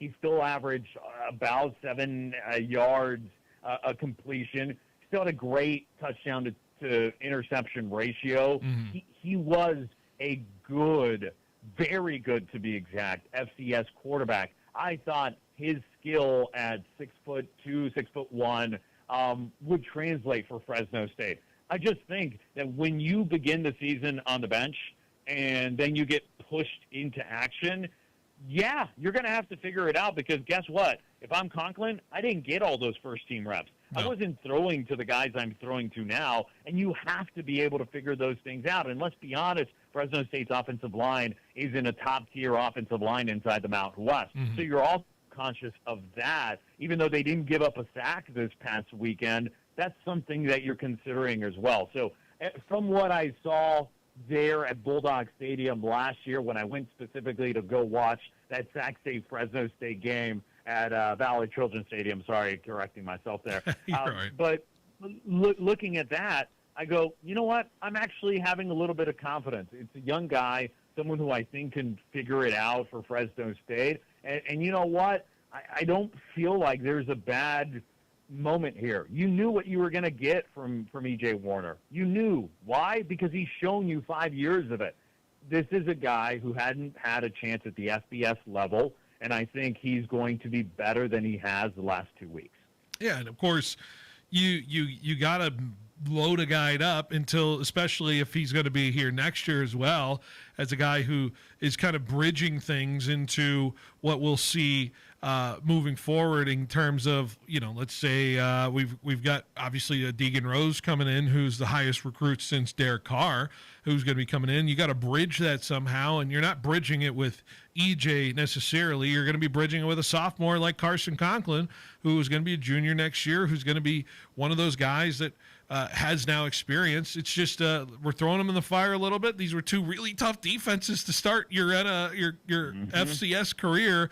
I think you graded on a curve, and maybe we see a little bit more of the unleashed offense through 2 weeks of bye week of preparation, and you get Wyoming coming in, who, that's a decent defense in terms of the Mountain West, in terms of statistical comparisons. Utah State can be scored on, though, and there's some opportunities here, I would say, to see Conklin maybe unleash it finally as a quarterback.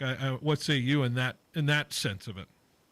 Yeah, you have a guy who is as you mentioned, a redshirt freshman. And you have someone who, again, as you mentioned, can bridge the gap for Fresno State. And again, I would have anyone who is listening to go back and watch some of the highlights of that game against Fresno State that Conklin was, again, the quarterback for. In a game that, yes, got out of hand late, Fresno State was able to put it on. But let's not forget, at that halftime, there was some scratching of the head because Sac State was putting something in front of Fresno State that we thought, oh, no, are we actually on upset watch? Are we actually a little worried when Conklin came into that game? So, to me, if it's someone that has been able to walk into Valley Children's Stadium and perform, this is a comfortable factor. This is a young guy who has to get comfortable inside the system. He's working inside the system for the first time. It's a new coaching staff in and of itself, and it is a team that had been performing so-so with Warner at the helm.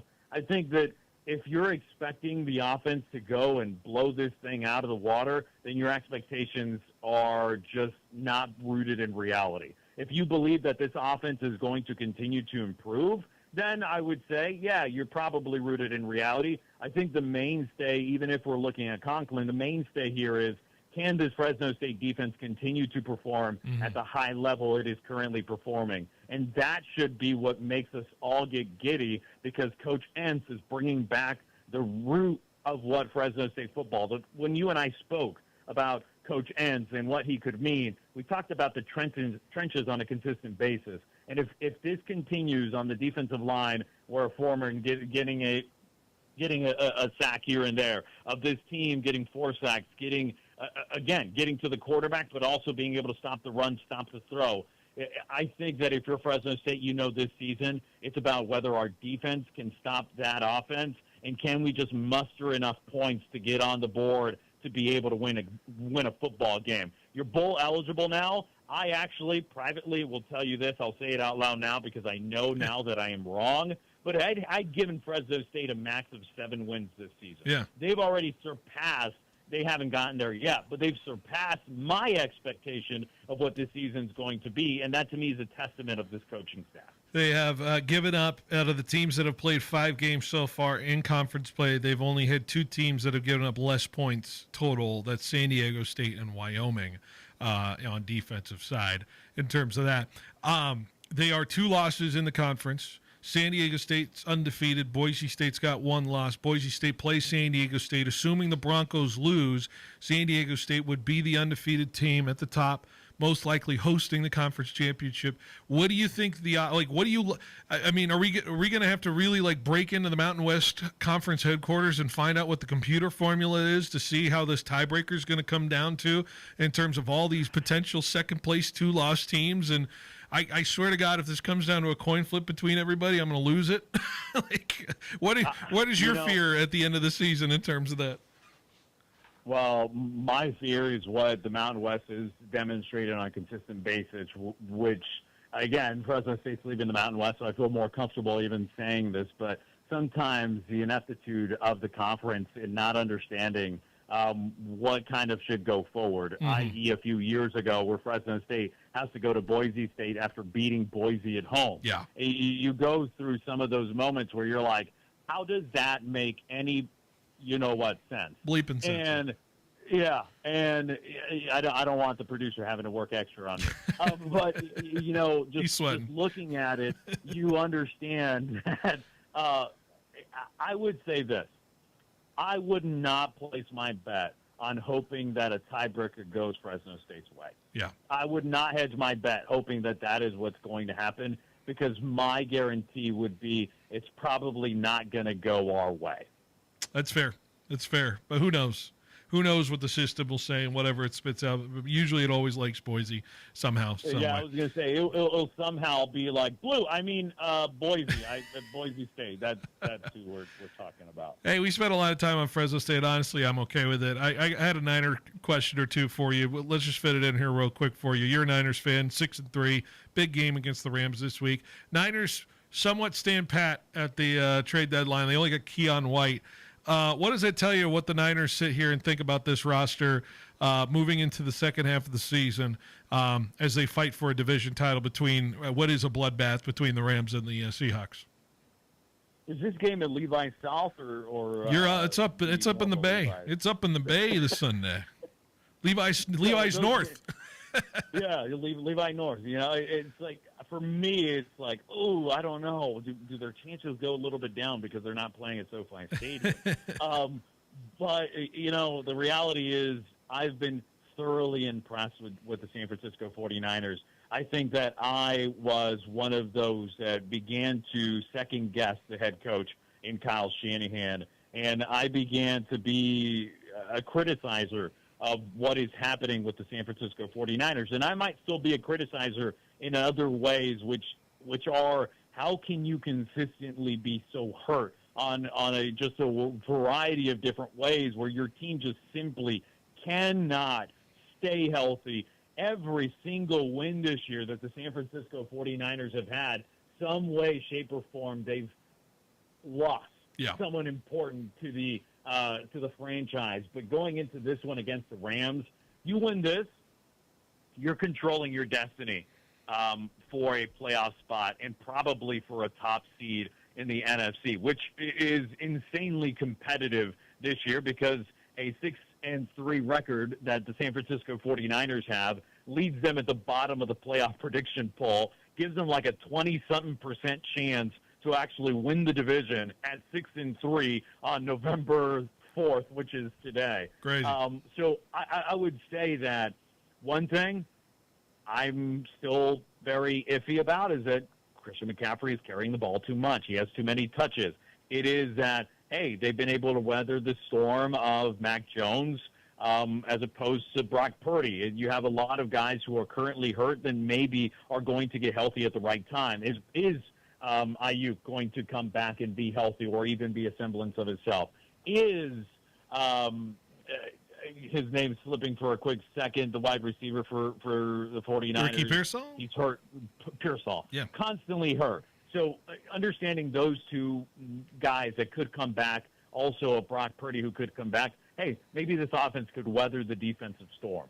But I think, as I said with Fresno State, we got to give credit where credit is due. I was very, very ready to take credit all the way away from Kyle Shanahan, but he has his team 6-3. When I'll tell you, even if the schedule was favorable and we talked about all those things, a lot of other teams would have folded immediately after losing 3 of their main pass rushers. And, Robert Saleh gets some credit, too. This guy is earning his DC paycheck that also is probably going to turn into a head coaching job come the offseason. Well, I said this, with the trade deadline, if you stand pat, sometimes you're selling the message, hey, young guys, we trust you. We trust you to win the football games. We don't need to bring anybody else. You guys are the ones that can get it done. Maybe that's the message they're leaning on in-house today after they basically do really not much at the deadline. Gonzo, appreciate it as always. We're out of time, but don't go too far, man. We're gonna have you on the show at some point again. Absolutely, always appreciate the time. Niners are good. Fresno State is good. Life's the good. Giants with a new general manager. Tony Vitello. I don't know how y'all feel about that. We don't get much Giants talk here in Sacramento. Yeah. But, I'll tell you this, and hopefully no one in Sacramento hears me. But to that point, the Kings aren't helping us. No, certainly not. Certainly not. Russell Westbrook ball is just something else in Sacramento. Fans, by the way, insanity. I will not say a bad thing about Russell Westbrook because I will not be torn down like some of the hosts that work for Sacktown Sports are because of the Westbrook fandom. Smart move by you. All right, Gonzo, appreciate it as always. Have a good rest of your day, man. Thanks, Phil. Always appreciate it. All right, Jose Gonzalez here on the Lee's Air Hotline. We'll take a break. We'll come back with more show right after this on 1430 ESPN.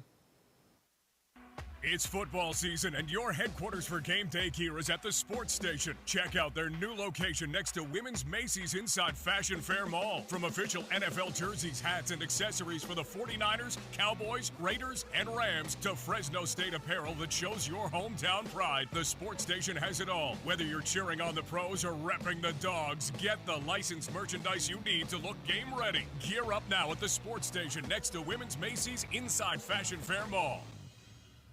When you think of California business machines, it wouldn't surprise me if you automatically thought 3-cent color copies. It's something CBM has become locally famous for. But now there's something else business owners are calling about: business phone systems. It's a beautiful thing. Copiers, printers, office phone systems, all with one simple call to California Business Machines. 559-225-5570 or online at cbmsolution.com.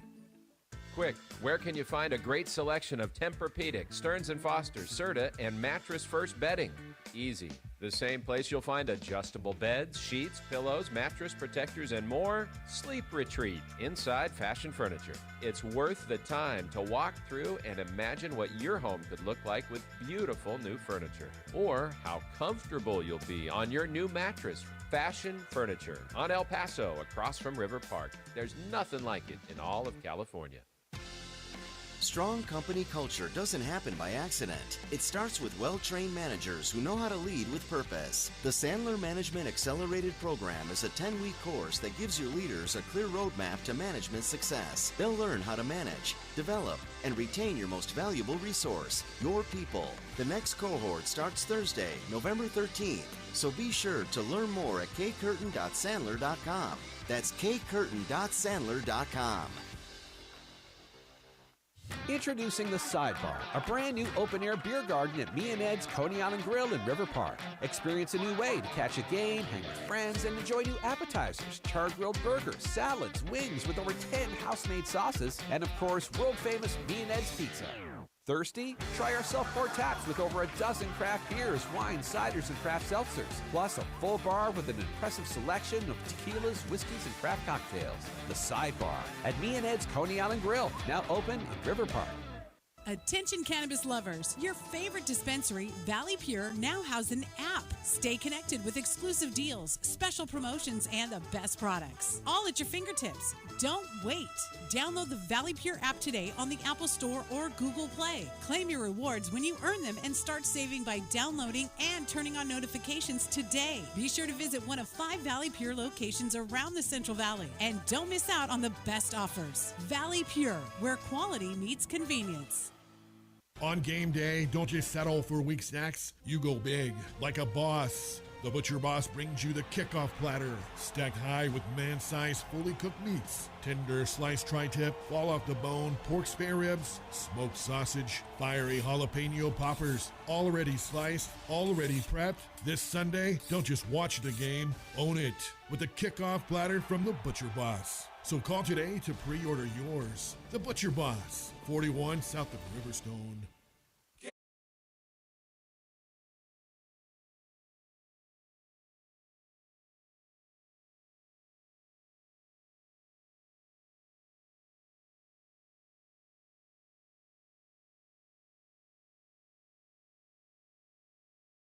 Welcome back to Behind the Bench here on 1430 ESPN Fresno, the Valley's local sports leader. Big thanks to Gonzo for joining us in the previous segment. Jose Gonzalez, always a friend of the show, of course, up there in Sacramento. Always good to hear him and his takes. A lot of Fresno State. I mean, when you beat Boise, you got to talk about it and you got to go into it. I plan to go 50-50 in that segment with Niners and Fresno, but I think it was afforded that opportunity to just really lean into the Fresno State side of things, man. We haven't had a chance, Tim Veer, on air to talk Fresno State real quick from the football perspective real quick. I mean, you didn't have it all the way. Nobody had it all the way, I would bet. How'd you experience Fresno State beating Boise on Saturday? Well, yeah, I had to look at it after the fact, but the fact that I was looking at stat wise, it was just gaudy, like how little passing attack that Fresno State had, and they were still able to win by 23 points. But I feel like those are always games where you're always going to be fine with it, like regardless of what happened offensively, if you can beat a team by more than 3 touchdowns, it's always going to be good. Yeah, I mean, Boise giving them a lot of short field, I think that attributes to the lack of yardage. I think I when you hear 35 yards passing, I get it. There's some people who go, well, oh man, he was horrible. There's a situational part of the game where it's like if you're just running the ball all right and you close, can give it a pass. Like you don't think about this. Fresno State had short field on 2 of the turnovers, especially on the fumble. And when you're that close, you're just afforded the ability to run the ball when Boise had to keep their defense honest, per se. It was nice to see that the defense had to stay a little more honest in that game as well in terms of it. And I thought it was a master game plan in terms of not putting ourselves in situations where we're turning the ball over or putting ourselves in a situation where the ball could be turned over on offense as well. Short fields aplenty for, I mean, I wonder if I have the average drive start positions here real quick on the scoring drives. I wonder if I can find that. But, I mean, Tanvir, we have been preaching it all year. The turnovers. I didn't think we would have a turnover-free game this year. Maybe I'm a little drastic, but that had to have been the number one thing you thought of in this game in this win. Yeah, I think it gives credence for the changes that have been made over the last couple of weeks, and this was a game where I didn't know where it was going to go coming off of the heels of that San Diego State loss, but I think this is a great momentum shift. Another thing that I talked to you off air about, they finally scored in the first quarter and finally got some momentum early in a game where I felt like over the last 4 weeks, statistically and just looking at it on the field, they just didn't catch the momentum. So finally, that was another thing that I really wanted to see. And after they caught the momentum, they kind of kept it throughout the entire game. So good for them. Good win. You want to hear the average drive start positions for Fresno State on their scoring drives? Let's hear it. The touchdown drive that started the game, they were at their own 45. Fresno State started their own 45. On the field goal, they picked off Boise at the Boise 46, so they had to go 46 yards. I think they only went 28 yards to kick the field goal. On the touchdown drive after, they recovered the fumble at the Boise 27. On the touchdown after that, it was a punt to the Boise 43, so they started at the 43-yard line of Boise. Their only long drive was a field goal drive, 15 plays, 50 yards from their start of their own 25. Fresno State did, and then their last field goal was a drive that started at the Boise 19. Yep. So, if you can't score 30 with that type of field position, there's something wrong with that offense. I mean, that is all of the field position. Like I said, was at the 45 of Fresno State or closer, outside of the one long field goal drive that went 50 yards for Fresno State. Started inside Boise territory, all the scores. Is that going to be repeatable? That's the question you have in the next 2 weeks, Tanvir. Can Fresno State have a sustainable field position battle won like that? I don't think they'll ever see field position battle won like that the rest of the year. I think that'll show that I think they finished and scored and found ways to put points on the board regardless of the situation. It's not like they actively were playing with short field, but when you get into driving the field 80-yard situation, Fresno State still hasn't proven that to us as far as an offense is capable of it. That's something we still need to be seen against Wyoming, who I pointed out is the second best defense points-wise given up this season in 5 games in the conference right now. Only worse than San Diego State in terms of defense. Fresno State, there's going to be a low-scoring game coming up in a couple weeks, I would say. Is that fair to say in terms of what we're still looking for from this Fresno State team? Is looking to sustain drives moving forward in this? Yeah, for sure. I think time of possession is always something you always want to look for, and sustaining drives over a long period of time, especially against a pretty good defense in Wyoming, is going to be key. I think that I still like the way that they ran the football in this game. Rayshawn Luke had a pretty good game in this one as well. But I think finding the consistency in the passing game is going to be key. I don't know what we're going to be in store for in terms of that, especially in a mid-season quarterback change. It's always difficult to kind of get momentum on a passing offense, but we'll see, how Conklin does over the next couple of weeks, because I think these are games. You have 2 games at home against 2 sub-500 teams, and then you play at San Jose State. So if there's a stretch that he can find some momentum in the passing game, I think you have the shot here, even though Wyoming is a pretty tough defense. Yeah, we'll see. 2 weeks to prepare, though, against a tough defense is pretty sweet. Although I would say we had 2 weeks to prepare against San Diego State, and that didn't really afford us much in terms of that. It was a cool blackout. Cool. Hey, I wish it was at night. I know. Can we do it again next Saturday? I don't know. We'll see. Fresno State basketball opened up their season last night. Both teams getting a victory over Fresno Pacific. I think that could be assumed that was going to happen, but I would say both teams showed up, played very well. I'll start with the women. Coach Ryan McCarthy getting his first win as a head coach in Division I, so congrats to him, 87-38. How about Fresno State outscoring FPU 42-6? How about a shutout quarter for the Fresno State women in the second quarter? There, Tanvir. 4 players in double digits last night. Looks like they had 26 turnovers forced from the Fresno State perspective as well. 22 steals. 22 steals from the Fresno State side. Jeez. So, they did have 26 turnovers as a team, though, so it's a little bit of a alarming statistic right now. But outside of that, the mayhem is here.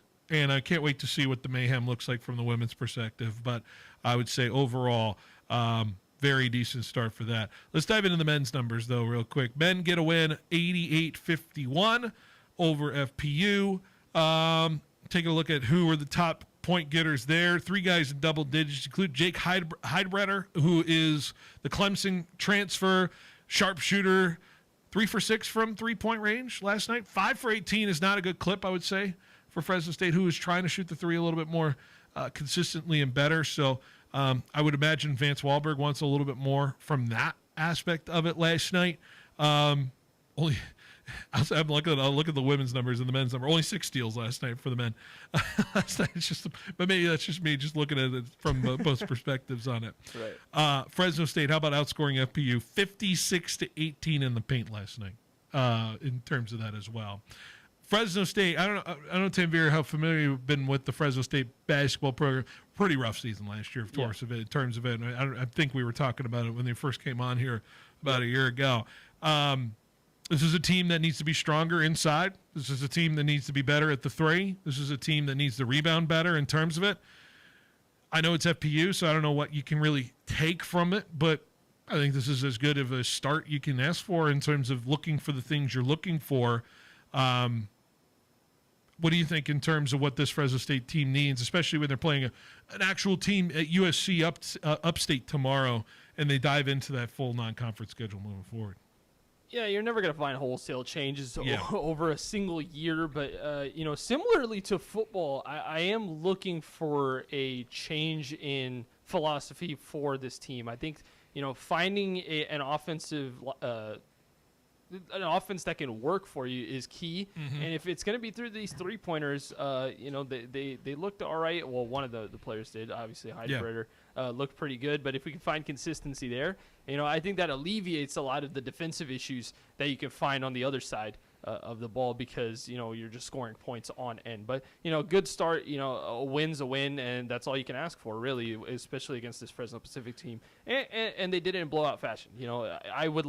I liked that they did that. If you saw a close win, I think those same alarms could be ringing again.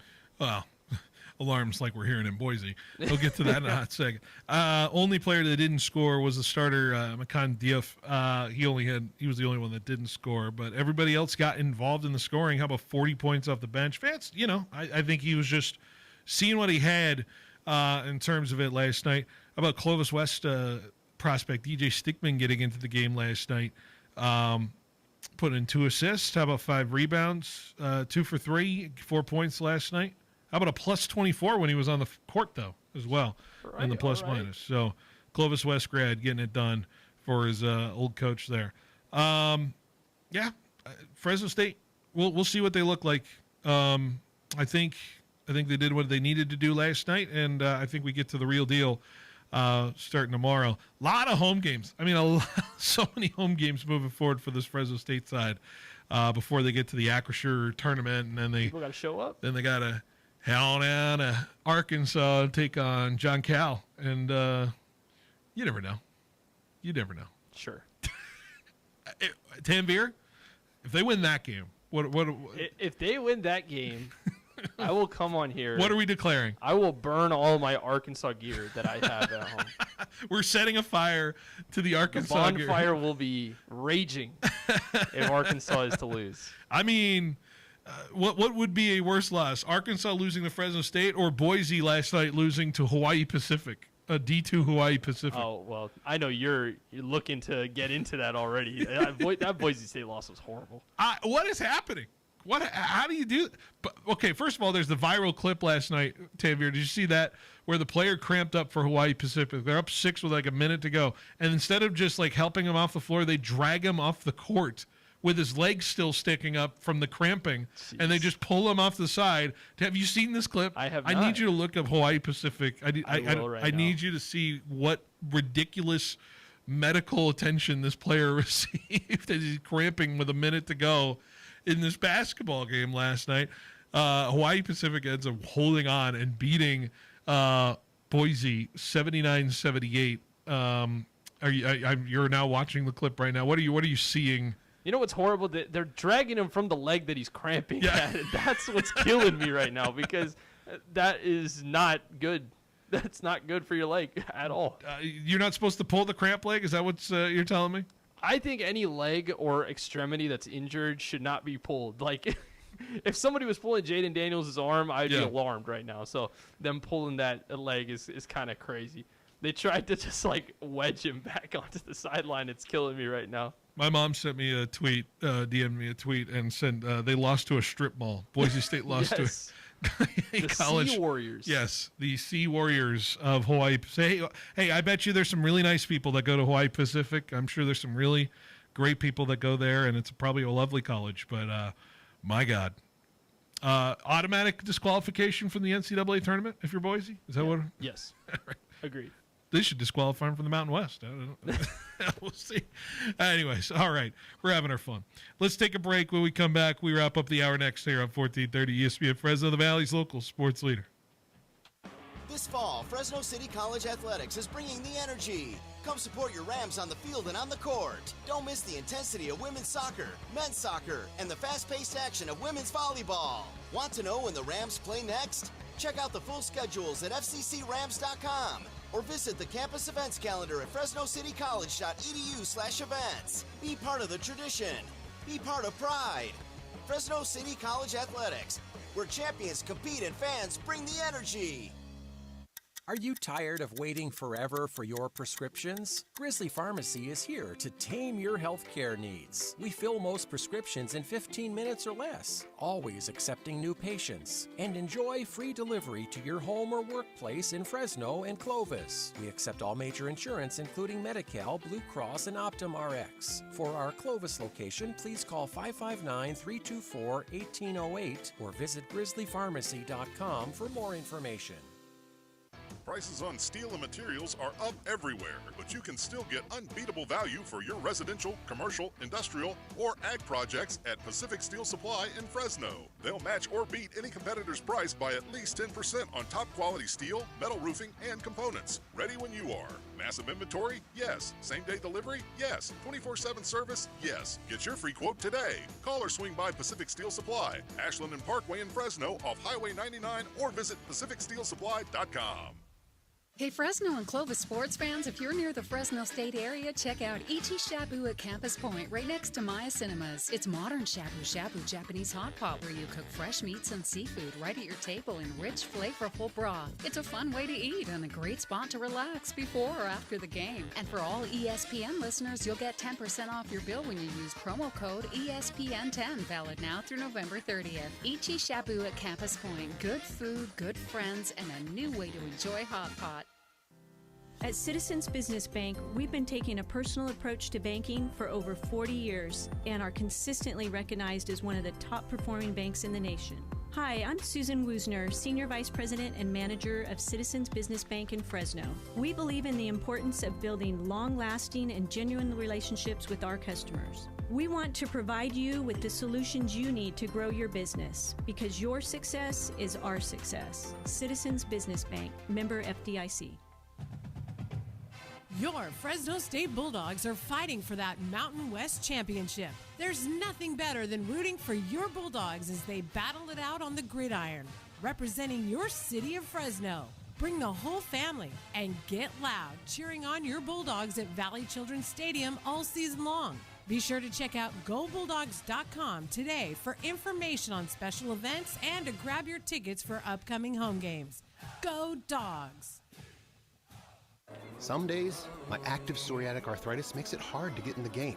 Now, the ball is in my court, thanks to treating my skin and joints with Skyrizi, Risankizumab Riza, a prescription-only 150 milligram injection for adults. Nothing is everything.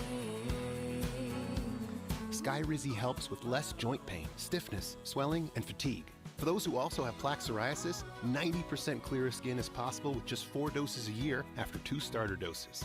Don't use if allergic to Skyrizi. Serious allergic reactions and an increased risk of infections or a lower ability to fight them may occur. Before treatment, your doctor should check for infection and tuberculosis. Tell your doctor if you have an infection or symptoms such as fever, sweats, chills, muscle aches, or cough, or if you plan to or recently received a vaccine. With Skyrizi, there's nothing like clearer skin and better movement, and that means everything. Ask Ask your doctor today about Skyrizi and visit skyrizi.com or call 1-866-SKYRIZI to learn more.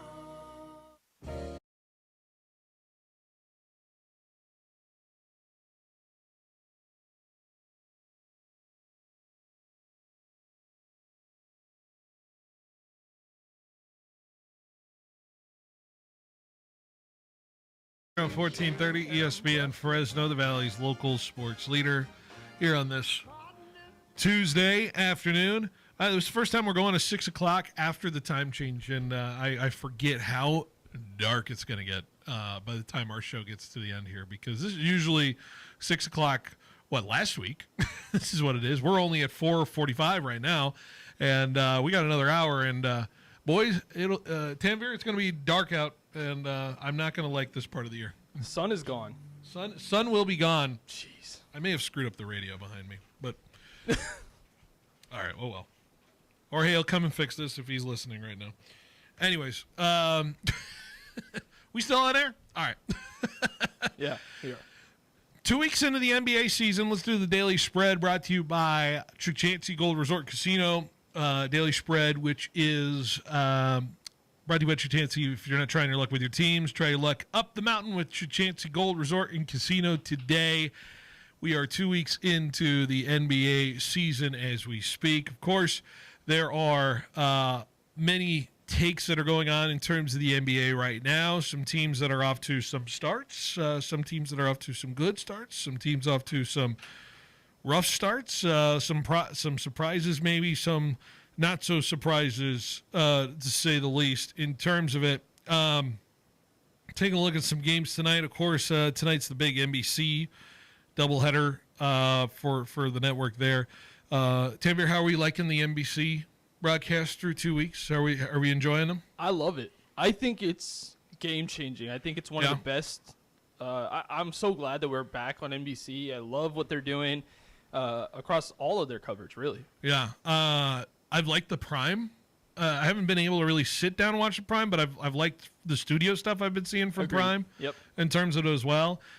There's some real candidness to the conversation around basketball, but it's also there's a little more of a love letter to basketball, a little more romanticization of basketball, mixed with the certain cast of characters that makes basketball just so much fun to watch. I think it's a good balance across the networks, as opposed to just kind of felt angsty last year in terms of everything we were getting with the coverage of basketball. This feels a little more like a warmer feeling, a warmer hug per se, in terms of the sport of basketball over the last couple of weeks. I also like ESPN. They've got Inside the NBA with Yeah. Shaq and Chuck and Kenny and Ernie, and I think all of the coverage for the NBA has had a facelift, as you said, this year. I really think they needed it, and they got it this year. So I'm excited for the future of the coverage of the NBA.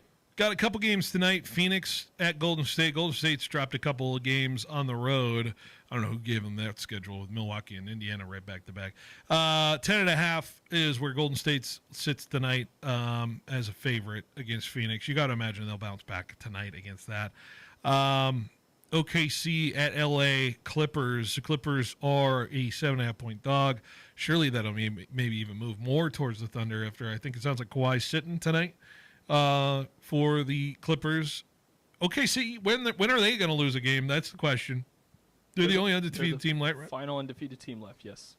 And it has come with a lot of fun moments for this OKC team. They just seem like they picked up right where they left off. Is this OKC team primed to maybe challenge that 73-9 Warriors mark? Are we going to get to a conversation of 74-8, which is just unfathomable to think about? But I mean, if the Thunder are doing what the Thunder have done, I don't know why we aren't maybe considering that in the terms of the conversation.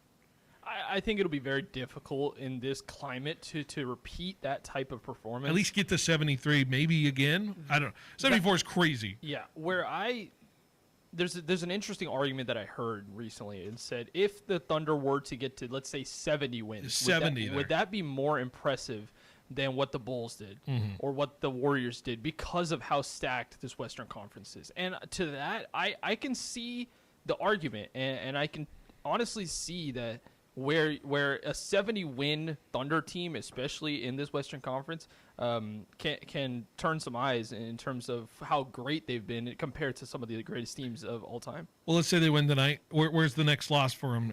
Tanvir, tell me when to stop when you think their next loss is. They got tomorrow against Portland. They got that's like a sneaky one. That's what I was thinking too. Tiago Splitter's Blazers are 4-1. Can you say you could bet on the Blazers tomorrow? Sure. At the Kings Friday, get out of there. That's a dub. At Grizzlies Sunday. I think that's a dub. I think the Golden State. The Warriors Tuesday. Yeah, I think in OKC. Both of those games, the Golden State game and the LA game, are the two games where I think they will lose. Yeah. And then, I don't know, the Hornets are fun. Yeah, well, fun doesn't lead to wins, does it? It's kind of like a meth addiction fun. Whatever that is in terms of it. That's what the Hornets are. In terms of 3 and 4 Hornets. Come on. It's a lot of fun. Hey, I just need Eric Collins to just go crazy. Like he always does on the basketball calls in terms of it. I think he's on Amazon Prime now. Is he on Prime? They put him on Prime? I think he is. Okay. I may be totally wrong about that. So if I am, sorry. Who are your surprises? Is it the Bulls at 5-1 right now? Is it like Bulls are 5-1, Spurs are 5-1, so Sixers with VJ Edgecombe being like him? That is kind of where I think I lie as well. I think VJ Edgecombe has. I mean, I thought he was going to be a good player, but he's honestly surpassed my expectations. Yeah. And he's created a very good duo in Maxey and Edgecombe in those guard positions. And if Embiid is healthy, if PG is healthy, I think this Sixers team could be that team that we were kind of looking for preseason to come out of this Eastern Conference, especially if they have some consistency. But I feel like with this Philly team, it's always like when they get to the playoffs, are we really going to see the Philly team that we see in the regular season? Maybe the Lakers, even at 6-2, after what I kind of killed them after they lost that opener to Golden State, where I felt like it was not really that competitive. They've seemed to really ride the ship, get 6-2, and Austin Reeves is putting it at a different level in terms of that team. The Lakers, I would say, are surprising me just slightly. I would say they're slightly above where I had them in terms of that. They've had some great performances out of their players in lieu of losing LeBron, and they didn't have Luka for a little bit, and Austin Reeves went crazy. So yeah, maybe I'm. This is hard to say. Maybe I'm most disappointed. I don't know. I thought there was something there with New Orleans, maybe, but I think 0-6 is kind of right where it is in terms of Dallas at 2-5. I think that's probably the most obvious one. Dallas is where I was going to go. I thought they were going to be a little bit better. I know they're missing Kyrie Irving, and now Anthony Davis is hurt again, but yeah, they're kind of disappointing to me. Yeah, so it's been an interesting start for the first 2 weeks of the regular season. You don't really make much of it.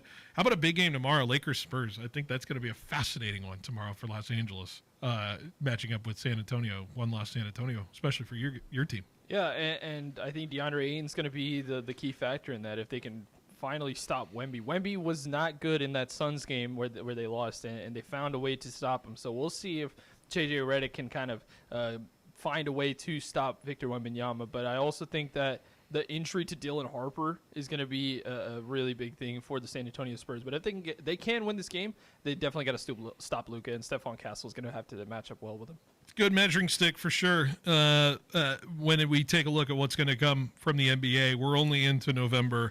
It's a long journey to June for the NBA Finals. All right, let's take a break, and when we come back, we're going to hit up our guy who is waiting patiently for this next hour. Ace is going to join us back to his normal hour, 5 to 6. So coming up, one more hour of the show, Behind the Bench. Stay with us on 1430 ESPN. For 80 years, Fresno Pacific University has been shaping the heart and soul of California as the Central Valley's only accredited Christian university. Today, our deep faith roots and pride in our community drive us to provide affordable, career-relevant education that transforms the lives of our students and the communities they serve. Discover your calling through over 100 undergraduate and graduate programs offered on campus or fully online. Fresno Pacific University. Learn more at fpu.edu. Game day just got a whole lot sweeter and a little bit saucier. KFC's bringing back one of the most requested plays in menu history, the original Honey Barbecue. That's right, that sweet, smoky, finger-licking legend for the late 90s is back and better than ever. Now you can get that classic honey barbecue flavor on everything, including their 2-piece chicken combo for $10.99 or the original honey barbecue chicken sandwich for $11.99. The original honey barbecue, sweet, savory, and back in the game. And it's happening only at KFC. Hey, Fresno State fans, the Fresno Suit Outlet congratulates Coach Jeff Tedford, the newest member of the Fresno State Ring of Honor. We're proud to be part of this and other historic Bulldog moments as the official suit provider, and proud to serve our community for over 20 years. Score our unbeatable deal: 3 suits, 3 shirts, 3 ties, 3 belts, 3 pairs of socks, and 3 hankies, all for just $399.99. With on-site tailoring and same-day service, you'll walk out ready to win the day. Visit FresnoSuitOutlet.com. Congrats, Coach Tedford. Taco Truck Throwdown is back at Chuck Chansey Park, Saturday, November 8th. Come hungry and enjoy tacos from over 2 dozen of the Valley's best taco trucks. Stick around for an incredible night of music featuring hip-hop legend E40, R&B icons, the SOS Band, platinum-selling artist Baby Bash, and freestyle favorite Connie. Tickets and VIP packages are available now at TacoTruckThrowdown.com or at the Chuck Chansey Park ticket office. Hey, it's Phil Benotti from Behind the Bench. In sports, when you take a hard hit, you count on your team. In life, after an accident, your team is Davis and Van Wagenen, attorneys at law. Right here in Fresno, they've helped Valley families win the compensation they deserve, and you don't pay unless they win. Visit DavisVanWagenenLaw.com. That's DavisVanWagenenLaw.com. Davis and Van Wagenen, your hometown injury attorneys. The deadline to receive the 30% federal solar tax credit is December 31st. That's the day your new solar system must be operational. The deadline to call Donald P. Dick is Friday, November 21st. A new solar system starts at under $10,000. Donald P. Dick will provide a proposal with all the details for you to make an informed decision. Let Mr. Cool show you how to drive down the cost of home energy. Call 559-255-1644 for Donald P. Dick.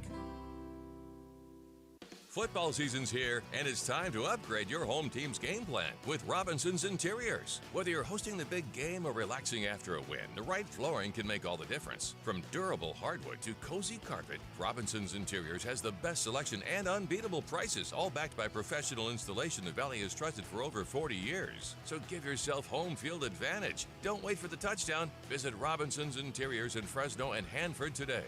Robinson's Interiors, the Valley's flooring MVP. Need cash? If you've got a car, we've got the cash. Clausen Honda wants to buy your car. If it's running, we want your late model Toyota, Hyundai, Kia, Subaru, Acura, or Honda. Just call Clausen and ask for our VUP to schedule your appraisal appointment. In just 10 minutes, you'll get your cash value quote. Yes, we are eliminating the hassle of getting rid of your used old car. So if you're ready to sell, we are ready to buy. Call Clausen Honda of Fresno today. If you've got a car, we've got the cash. Get cash for your car. Clausen Honda. Your home for high school sports. 1430 ESPN, the Valley's local sports leader. KFIG Fresno. This is SportsCenter. I'm Christine Lisi. The College Football Playoff Selection Committee set to reveal its first rankings of the season in moments exclusively on ESPN, giving us our first look at what the 12-member committee thinks after 10 weeks. A pair of blockbuster deals on this NFL trade deadline day with 2 Jet stars on the move, defensive tackle Quinnen Williams and cornerback Sauce Gardner. Williams going to the Cowboys for a 2026 second-round pick, 2027 first-rounder, and defensive tackle Maisie Smith. Gardner heading to the Colts for first-round picks in 2026 and 2027, plus receiver A.D. Mitchell. Those are just 2 of the deals the Jets have done as they stockpile draft picks, and that is a good thing, explains Freddie and Harry co-host Harry Douglas. Reset the entire organization, build it from the ground up, and I thought it was desperately needed. Don't go on and play along and say, oh, man, we can scrap up pieces here and there. No, we have to get rid of some guys in order to get to where we feel like we need to be to have a change in culture and a change amongst this entire organization. Chargers got help for their injury-plagued offensive line. They sent a 2027 sixth-round pick to the Saints for Trevor Penning. Cardinals are sticking with Jacoby Brissett as their starting quarterback Sunday against Seattle. Opening week for college basketball. Number 1 Purdue up 61-33 on Evansville. About 9 minutes to go in the second half. On the SEC network, number 9 Kentucky leading Nichols 28-15 at the break. In the NBA, Raptors up 23-15 on the Bucks in the first quarter. New Orleans' Zion Williamson out at least 7 to 10 days with a grade 1 left hamstring strain. Hey, this is Rich Eisen. Coming up on Wednesday's show, Pro Football Hall of Famer Kurt Warner joins me for his weekly NFL breakdown, plus my brand new power rankings with some big changes at the top. That's on Wednesday on The Rich Eisen Show on Disney+, the ESPN app, and ESPN Radio.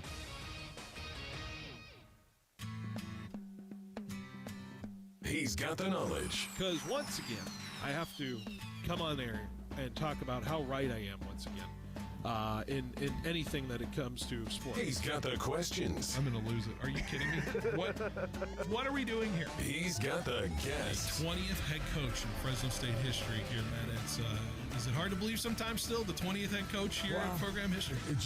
It's all moved really quickly here over the course of the last 5-6 weeks. But super excited to be here. Phil Benotti is the voice for the Central Valley sports leader. Behind the Bench starts now. Brought to you by Helena Agri. That's right. Hour number 3 on this show. Behind the Bench here, going up till 6 o'clock tonight. It's right. 3 to 6 as we normally go to. We'll have this show tonight. We'll have this show tomorrow as well, 3 to 6 for you as well, taking you up to Laker basketball tomorrow night. Nothing tonight other than your regularly scheduled ESPN programming. Speaking of ESPN, YouTube TV customers, get the sports you love on ESPN back, including college football, college game day, Monday Night Football, NBA, college basketball, and more. Act now. Go to keepmynetworks.com to get ESPN back. All right. Pleased to be joined by a man who just took a sip of his coffee as his mic was open. It is Asa in the afternoons, or as we say, we're now moving to evenings because the sun is gone. This is the first time we've had the sun leave this year in terms of your. There have been so many things that have happened. Like, I really hope nobody picked up me drinking coffee. I'm all self-conscious now. Yeah, well, nobody caught you picking your nose either on the live stream as well. Oh no! Ace, dang it! Ace, it's good to have you here. Exposed. It's good to be on. Phil. Thanks for having me. Exposed. That's what this hour is about. Oh, is that what we're doing? I don't like that title. We need to workshop that title.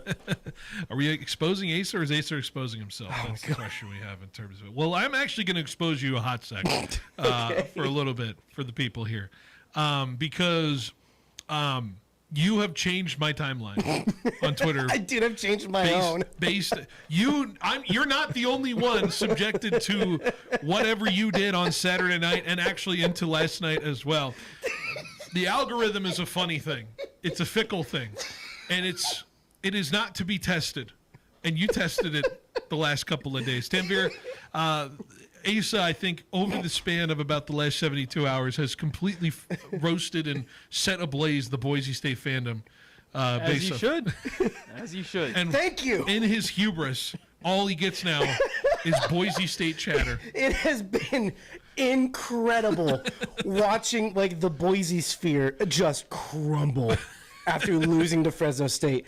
I can't believe it. Just when I thought we were bad, man, maybe we need to move on from EJ. They're burn down the university, circle the wagons, find new donors. We got to get a transfer quarterback tomorrow. And you're there just stoking. And I'm just over there good.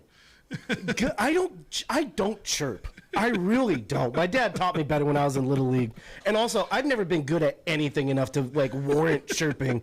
But man, the fact that they're just having a full-on Mentee bee, kid in the grocery store line not getting his Skittles level tantrum is just it has fed my soul. It has fixed my mental health. I haven't completely came out of seasonal depression or anything, but man, I am getting close.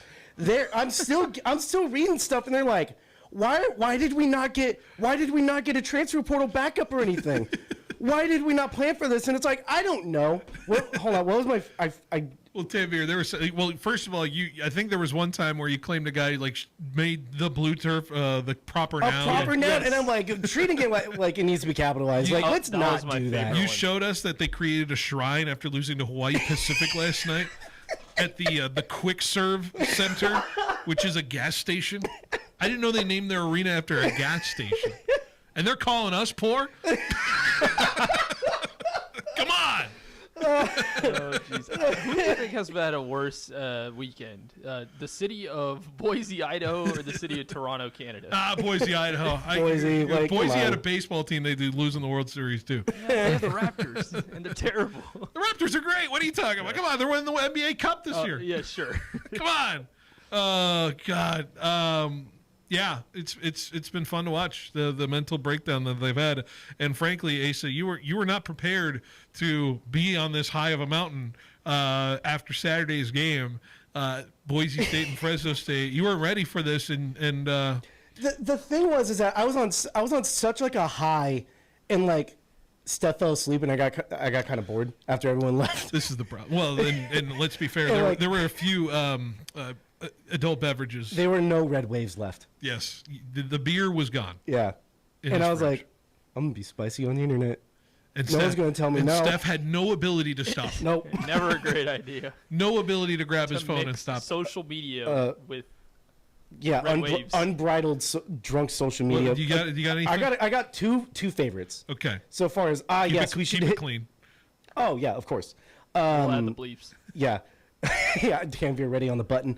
Yes, we should hit the portal with $20 and a ham sandwich to get a quarterback. A successful plan if there ever was one.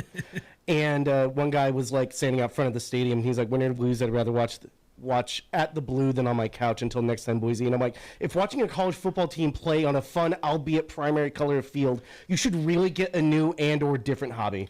I think that same guy, you replied to him, and he pointed at our Fresno State equipment truck and said, "Look at this garbage truck that's outside of our stadium." And you replied with, "How do you feel like paying $8 to be verified and to be stupid on the internet?" Man pays $8 a month to Elon Musk to be wrong on the internet and stupid. And I'm like, the real trash wore black and blue in there. Today. Like, what are you doing? My guy, read the room. Last thing, did you see the Hawaii Pacific player getting dragged off the court? Absolutely, I did. I guess the story goes is that Hawaii Pacific didn't bring a trainer, which is a mistake, by the way. I feel like you need to have one. Usually something you need in sports. That explains the whole dragging him by the cramping leg. So it was incident. like the Boise trainer or the Boise State trainer and like a Boise player just kind of like trying to get him off the court. Yeah, because it was like a minute left. It was like do or die time for Boise. A minute left, they're down 6. They got to get the game rolling again. Crazy stuff. I can't believe I saw that. We are living in an era. Yeah. An era of something in terms of it. You didn't allow me to say we won this football game until zeros hit the clock. You were very much in the terms of not accepting it until it was all said and done. Probably in the same mentality as Coach Entz was probably feeling in that game. And you and Coach Entz in the same sensibility. Me and my superstitions we were fighting. Oh, you wanted to kill me during the World Series. Yes. You wanted no part of me being in that house again. After I said before the 9th inning that the Shohei was going to tie this game up with a homer, and sure enough, Miguel Rojas changed his name to Shohei Ohtani and hit the game-tying home run. In that moment, Asa, scale of 1 to 10, how much did you want me out of your house? Probably like a 4 or 5. I like having you over. Okay, all right. You're a good house guest. He's not being honest with me, but that's fair. Anyways, no, it was just a fascinating Saturday, and we also came to realize because Tanvir, we're pretty anti-Dodgers in terms of where we stand on the World Series. I couldn't hear that out of your guys' voices. I know we try to keep it subtle. We came to the conclusion that we sacrificed a Fresno State win to allow the Dodgers to win the World Series. That's kind of where we came to. Well, I thank you for that. Yeah, we knew something was in the fates, was telling us, all right, one thing has to happen to balance out the things we want. And here you are. And thus the universe finds balance. And the universe found balance by the Dodgers winning, even though we really thought Toronto was going to pull that one out. And I still hold firm, and I will die on the hill, that the baseball getting stuck rule is stupid. Yeah, but baseball's stupid inherently if you think about all of its rules a little too closely. Yes, it is. So, anyways. This is par for the course. All right. we got a 5 at 5 to do, and we're going to get reflective. We're going to think about this game we saw on Saturday because I just love the thought of it. And I want to do a quick 5 at 5 here because what we got coming up next in the next segment, I want to do the NFL midseason awards, which, Asa, I'm hoping you prepared for. I did both. Yes, you did. You did your homework. Good for you. And I love what we're going to do with the midseason awards. We're going to kind of go around and we're going to do it like a draft thing, but I'm going to explain that later. Let's do the 5 at 5, which is the top 5 Boise State game moments.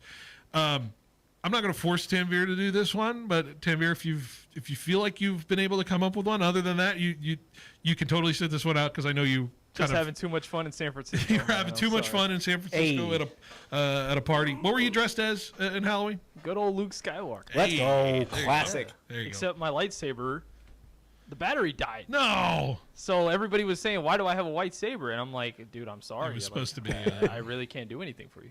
Yeah. There is. I'm just carrying around this stick, just waving my hand at elevators, and I'm like, "This is how it's gonna work." At least you're committed to the bit. There is no white saber. It's blue. There is no saber here. In terms of it. All right, so you ready for a 5 at 5 top 5 moments from the Boise State game? Are you ready for it? Let's do it. All right.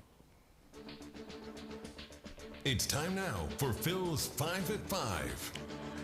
Pretty cool. Simple top 5 moments or things from the game ourselves that we really enjoyed. And let's be honest, it can be game things. It can also be silly things as well. That's kind of the qualification. And Asa, clearly your list was made off vibes.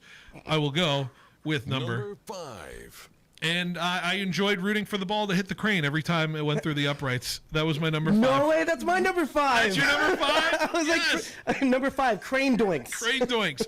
They had a crane because we're kicking into an active construction site at Boise State because of all that money they're spending, not on quarterbacks. What a callback. To build a whatever state-of-the-art end zone section that they're trying to put in that stadium that no one's going to want to sit in by the end of the third quarter of that game.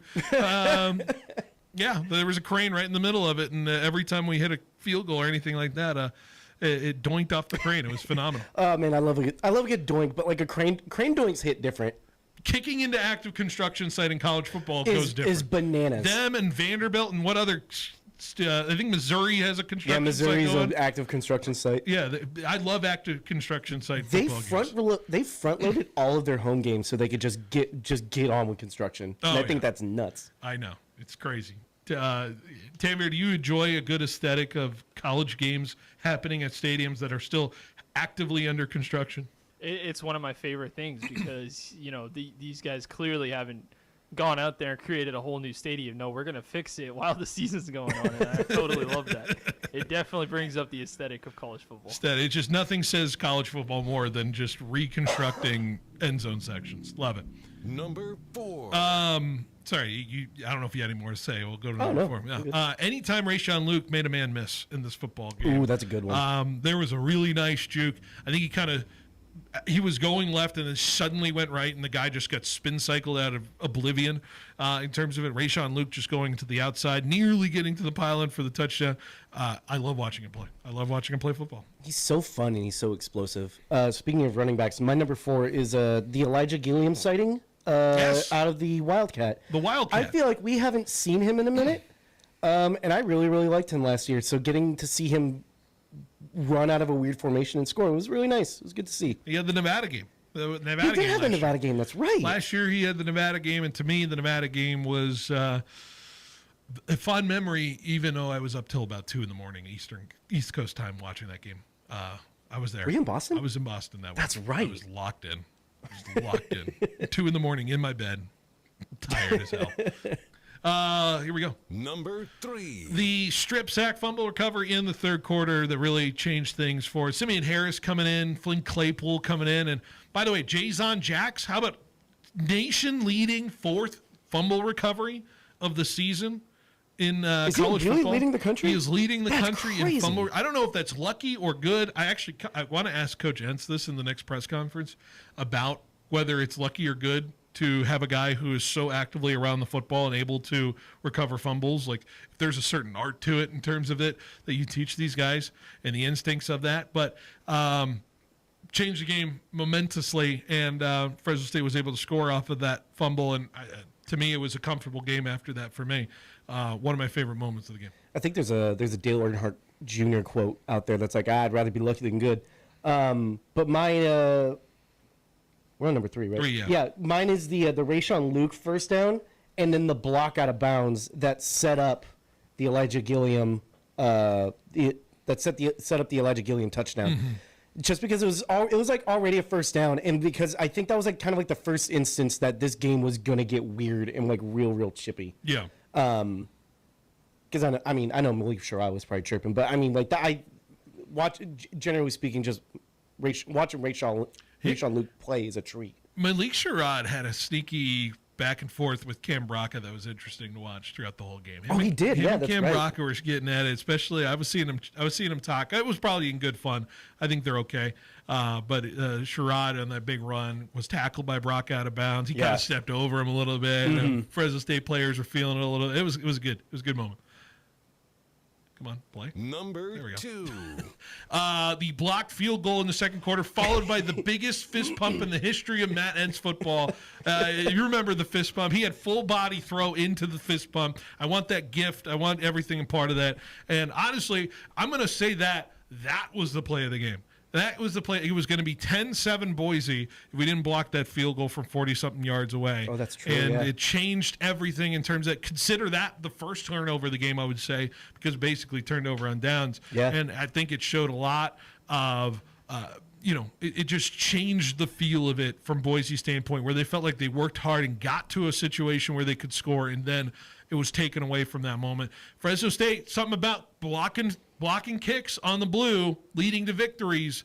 And once again, it yielded really good results. So I like that play. That was also my number 2. But except I didn't get to see the fist pump because I was outside. I had to take the dogs out. Yes. And then I just hear people I hear people screaming, and I can't tell if it's good or bad. So I poke my head through the window, and I'm like, I make eye contact with Phil, and I'm like, oh, is it good? Like a thumbs up, thumbs down. Okay, but this isn't just a poke your head through the window. You're like next to the window. I'm next to the window. No, this is like across the house. Yeah, and there's like a perfect eye line from like the kitchen window above the sink, like to Phil on the couch. Like we're legit, like Tanvir, like legit. I'm at the front of the house, and Ace is to the back of the house, and it's like what, 40 feet away? Is that fair to say? Like 20, probably like 30, 30. I'm going to say 30 feet away. What's the difference? All right. You're in the back side of the house, and I just look through this little space between the door just to see what's going on, because I see his head poking around, and he just looks at me. He's like, and I'm like, I got thumbs up. And I'm like, yay! Yeah. I missed everything. He missed everything. It was fun. Yeah, that was great. Number 1. The moment we realized that we won with 35 passing yards. This is my number 1 moment. It's another good one from the game. I do have I have like an honorable mention. But the moment we realized we won with 35 yards passing, it was just beautiful. Just sicko football to the level of it. Do I want more? Yes, I do. Moving forward in the next 3 games, but let's be honest with you. I just love the idea of finding ways to win in different ways, and this Fresno State doing that to that Boise. It's got to be maddening to the Boise fans to only give up 35 yards passing and lose that game that way. I kind of get why they're crashing out. They're just being so dramatic about it. But also, I mean, I think he said it in the last segment, like, if it ain't broke, don't fix it. Yeah. Like, they keep running the ball successfully, so why not just keep doing it? Yeah. My number 1 was defense showing the hell out for 4 quarters. Yes. I mean, they gave up 1 touchdown. What more can you ask for? Like, defense kind of put the game on their back and shut them out. Made some big plays, strip sacks, interceptions.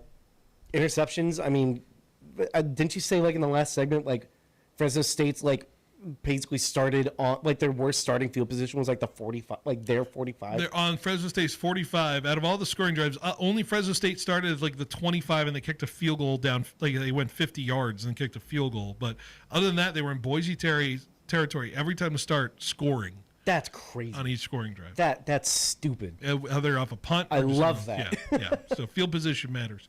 My honorable mention before we close out the 5 of 5 is when Rayshawn Luke went out of bounds, and he kind of got popped a little bit, stood tall, led to a penalty, and there's the sideline guys just going absolutely nuts from Fresno State. There's a GIF somewhere. I got to find the video of it, but Fresno State had a sideline guy. He was just like, ah! He was like waving his hands in front of his face, like going crazy. I don't know if I got to find the clip of that because find that and show it off air. I want to see it. Exactly. So that's my honorable mention. So there you go. That's the 5 at 5.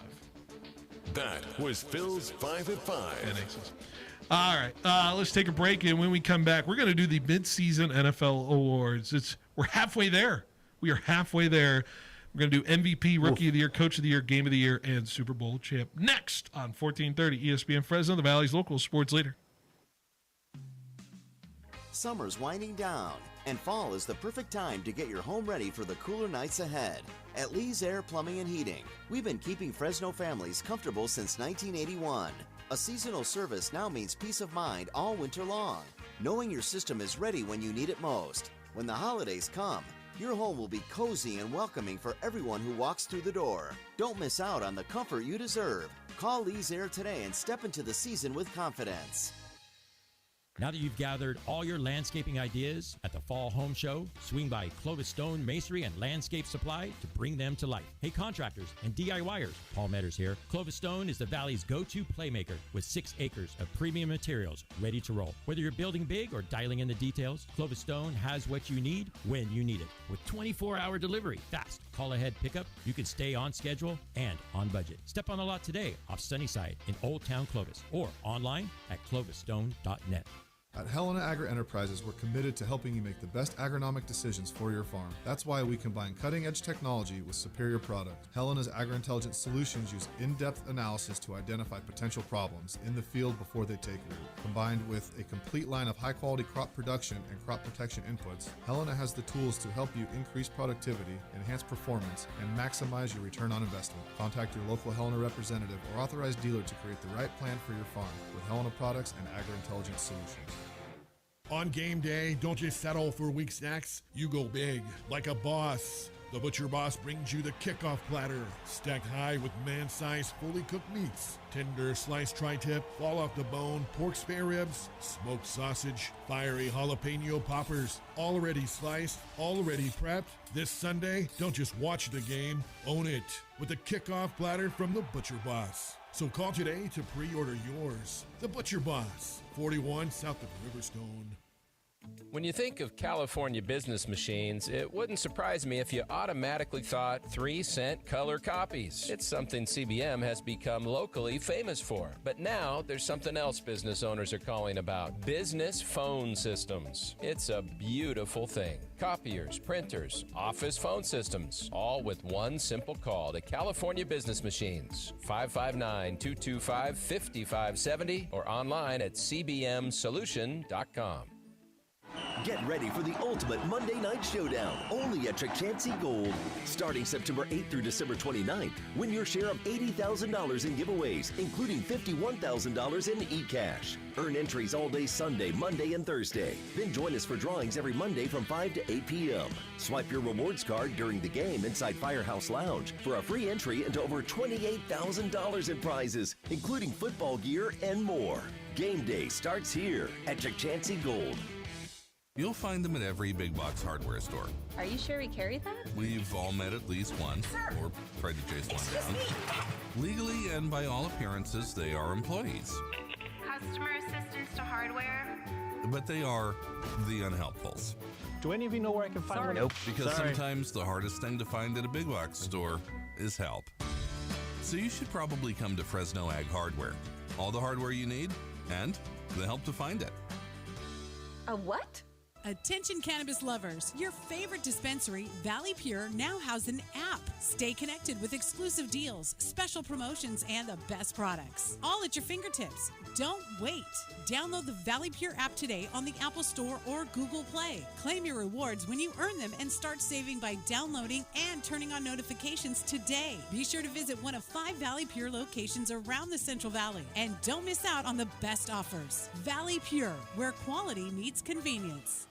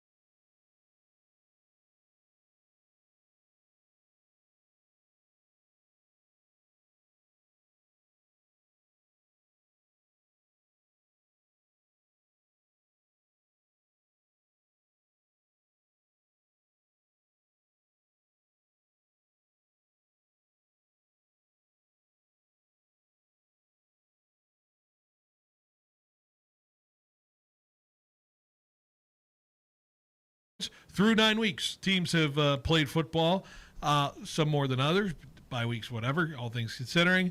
I think there's some fascinating developments through this season. It's been an interesting NFL season. I think this has been a really fun NFL season, personally, aside from my own personal taste of what my Patriots are doing.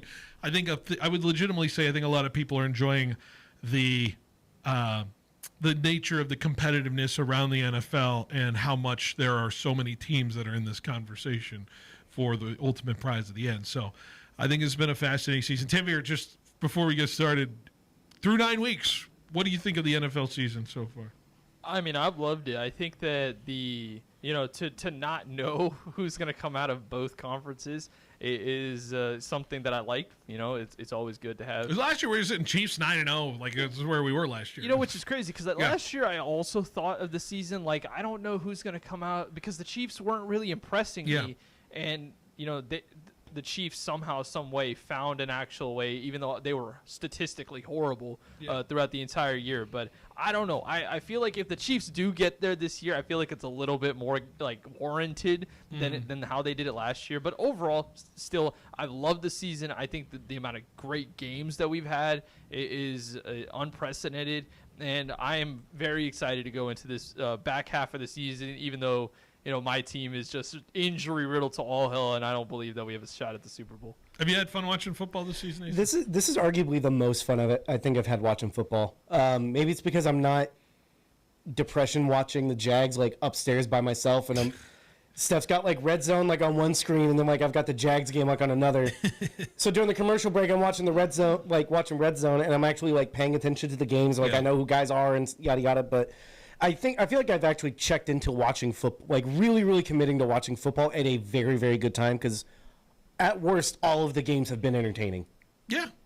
Even the blowouts, like, they're kind of fun. Yeah. I'm trying to think of we should have done a category of worst game of the season. That would have been funny. Would have been. Try to think. We could whip something up real quick. Broncos Jets in London, I think, could qualify. I got another one. We could do honorable mention. That one. Yeah, Commanders Seahawks on Sunday was horrible. Yeah, Commanders. When an elbow goes that way. All right, MVP. We're going to start, and we're going to do each of us get a pick. We have to keep it unique as we go around. Who is the MVP this year through 9 weeks? I will start. And I will pick Matthew Stafford as the MVP of the National Football League. I think he's far and away right now the most consistent quarterback that's been playing football so far. I don't see where the Rams could be. I know Puka's been phenomenal, but the idea that this Rams offense has continued to just be a machine through the first 8 games of the season for this LA Rams team, I continue to think that what Stafford's been doing at an efficiency level, at just the clip he's been throwing touchdown passes at so far to his 21-2 interceptions right now, I want to say he's at right now. Far and away the touchdown leader in terms of the NFL, but I think quite simply he's evolving himself. Have you seen he continues to do these no-look touchdowns all the time now. I think he's putting Mahomes to bed in terms of the guy who the GOAT in terms of that ability. Defenses don't know what they get with this Rams team every week, and I think Stafford makes it very difficult for teams to game plan against this Rams side, and I'm picking Matthew Stafford as my Week 9 MVP. All right. I'm going to go with Jonathan Taylor, running back from the Indianapolis Colts. This guy is on track to get nearly 1,900 rushing yards on the season. He's got 895 right now. He's the leader in touchdowns with 14 in terms of non-quarterbacks. Still 27 catches on 218 receiving yards, 2 receiving TDs, and I think he's been the main focal point to who is the best team in the league right now. So that's why I'm going to go with Jonathan Taylor. I think he's had a sensational season, and I think he's going to continue that. I have Sam Darnold. Sam Darnold. Wow, I love it. Yeah, I think he's been balling out. I don't know off the top of my head. I don't think he's had a bad game. I think at best, he's had like a pretty mid game. Was week one against bad? the Niners, but outside of that, I mean, he's been kind of slinging it. He's been going crazy. He has. I mean, his game last week. I mean, against Washington with 21 for 24, and just absolutely completely 100% passing. 4 touchdowns. Just the one weird pick. He has weird picks. That's the only thing I always think of. Like, he does have some strange interception moments. That's the only hesitancy I would have in terms of that. But he's been fun to watch. Sam Darnold has been fun to watch, and he's been certainly the lifeblood for that Seahawks team. Anybody not said real quick? I threw out Drake May. I'll throw it out there in terms of it. He had a rough game last week. I'm not going to argue that. Josh Allen, Patrick Mahomes. I had Josh Allen. I also had Daniel Jones. I had Jonathan Taylor as my third as well, just in terms of it. All right, let's go to Rookie of the Year, and Tanvir, you start us here. Okay. Offensive and defensive, by the way, is all in play. It's all encompassing. So we pick one Rookie of the Year here. Is this are we guessing who's going to be the end of the season? Who is your Rookie of the Year through 9 weeks of the season? So I'm going to go with Jackson Dart of the New York Giants. I think he's had a very good season, even though he didn't start the first couple of weeks. Not only has his passing been really good, he's got 1,175 passing yards, 10 pass TDs to only 3 INTs, but he has been rushing the football incredibly well. He has 51 rushes, 251 rush yards, 5 rush TDs. I think he's got a rush TD in 3 or 4 straight games, and I think he's been impressive in the games, even though the Giants have not necessarily been great record-wise. I have had a lot of fun watching him. So, give me Jackson Dart as my current Rookie of the Year. There you go. What about you, Asa? Through 9 weeks, Rookie of the Year. My brain says Emeka Egbuka. You can go there. I'm going to say that. I'm going to go with that. Yeah. Make me look smart. Even though I don't know. I just know he's been doing very, very well. Pairing him up with I cannot remember his name. Baker Mayfield. Well, Baker Mayfield. Evans. Thank you, Mike Evans. Who's now hurt. We're going to see it tested. We're going to see Egbuka tested now. Yeah, so Baker's going to have to lean on him a little bit, and I think he can do it. I think he can answer the call. I'm going to go Tet McMillan here. That's a good pick. He was on my list. He is 550 yards through his game so far, averaging about 13 yards per catch. But I think I watched him play against – the eye test works for me with the game against Green Bay specifically as well, the ability to catch through traffic. He is, I think, reviving this Panther offense as something that's actually NFL average and acceptable as one that can move the football, per se. He's been the guy they've been looking for in terms of it. He's really changed the dynamic of what Carolina can be as a football team outside of what we saw last year and the year before with Bryce. I think Tet McMillan's made a huge impact in terms of what he's done at the wide receiver position. I would look at him potentially as maybe a guy who comes on strong down the tail end of the season, but I have Tet here as my Rookie of the Year through 9 weeks. That's a good pick. Yeah. Tyler Warren was the other guy that Warren was there of. too. He was on my list. He's the number 2 tight end right now in terms of receiving yards, and I think he has been phenomenal for the Colts. Asa, you start us off with Coach of the Year. Who is your 9 weeks through the season Coach of the Year? Heart set. Never mind. I'm just going to pick who I need to pick. Shane Steichen, for just absolutely just flipping around the Colts and putting a product on the field that is not only watchable but absolutely destroying the AFC South in terms of record. I think the work he's done with Daniel Jones and turning him into a competent quarterback is crazy. And I think he's my Coach of the Year. The most with least, I would say, in terms of it, and that Colts offense playing as good as it can be. That's a good pick. I might steal Tanvir's pick here. I think I'm going to pick Kyle Shanahan. I think Kyle Shanahan, with what he's done with the most, he's done the most with, I would say, the most adversity out of this roster. And I've had my gripes of what Kyle Shanahan has been as a coach through the last few years and the needing to prove what he needs to prove with this group. But continuing to find ways to navigate this season, navigate the National Football League. He gets everything out of this team. He is getting what he gets out of Mac Jones, not simply because Mac Jones is a quality player, but he is finding and tapping into what Mac Jones could be, which is a decent starting quarterback in the National Football League. I cannot believe I'm saying that here in the year of 2025, but here we are. I think Kyle Shanahan has been masterful in his implementation of where his roster is pushing all the buttons he needed to push, and this Niners team is 6-3 because of that. Easily could have been a 3-6, 2-7 kind of season, but the Niners are finding a way. Yeah, Kyle would have been my pick, but I'm glad you did take him because it was gonna be very tough for me to pick between these two guys. I'm gonna go with Mike McDonald, the Seattle Seahawks head coach. That defense is playing out of its mind right now, and he's one of the only one of the few, I should say, defensive coaches where I look at the team and I'm like, this team is rolling right now, and I have faith in the offense while their defense is playing exceptional. I think in a tough NFC West, they're at the top of their division, and I certainly think that they're going to get into the playoffs this year. So if I can't have my guy Kyle, I guess I'll go with Mike McDonald.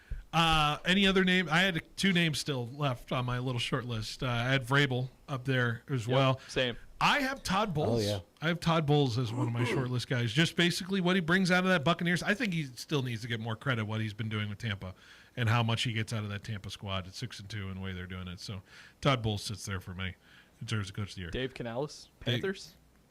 That's like a sleeper. Sleeper. Yeah. I mean, what? The Panthers go 13-4. They don't lose. They're out.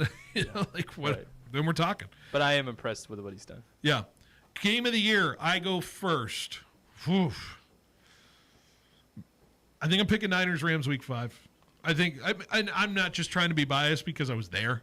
I was in the building, and I knew the energy of that game when I was there in terms of it, but you could feel everything moving in that direction of that game, that the twists and turns and the everything that was stacked up against the 49ers going into that one short week, losing to Jacksonville just 4 days ago and losing their quarterback in the process as well, with Purdy not playing, Mac Jones playing in place of it, and just happened to be a in-your-face Rams, make it happen and win a divisional game when you absolutely needed it from the 49ers standpoint. And I commend the way that game went. Overtime, twists and turns, Alfred Collins strip at the 1-yard line, one of the great plays of the season so far. It had everything in terms of the drama, and I'd watched that game 10 out of 10 times in terms of it. It was 2 elite coaches and 2 elite teams going at it on a Thursday night. Yeah, so I actually, in the mid-season or a couple weeks ago, I actually did rank my personal top 10, and that was number 3 for me. But my number 1, it's still week 1, Baltimore Ravens versus Buffalo Bills, a 41-40 absolute shootout. And I think, obviously, because it was in week 1, a lot of people forget about how many insane plays. You had the DeAndre Hopkins one-handed catch. Yeah. You had the double tip to the back of the end zone to Keon Coleman to tie the or almost tie the game, I remember. And then the Derrick Henry fumble. Mm-hmm. I think it was just 2 amazing teams playing at the top of their level that they truly can. And I don't think I've seen a game so far this year that has truly topped it. So, yeah, give me Ravens versus Buffalo Bills. I don't feel bad about picking this one anymore. Jags Chiefs, Monday Night Football. I was on my list. Was it really? Yeah. All right, cool. That game was stupid. Yeah. That game was just banana sandwiches. So good. And I cannot believe that Trevor Lawrence falls down.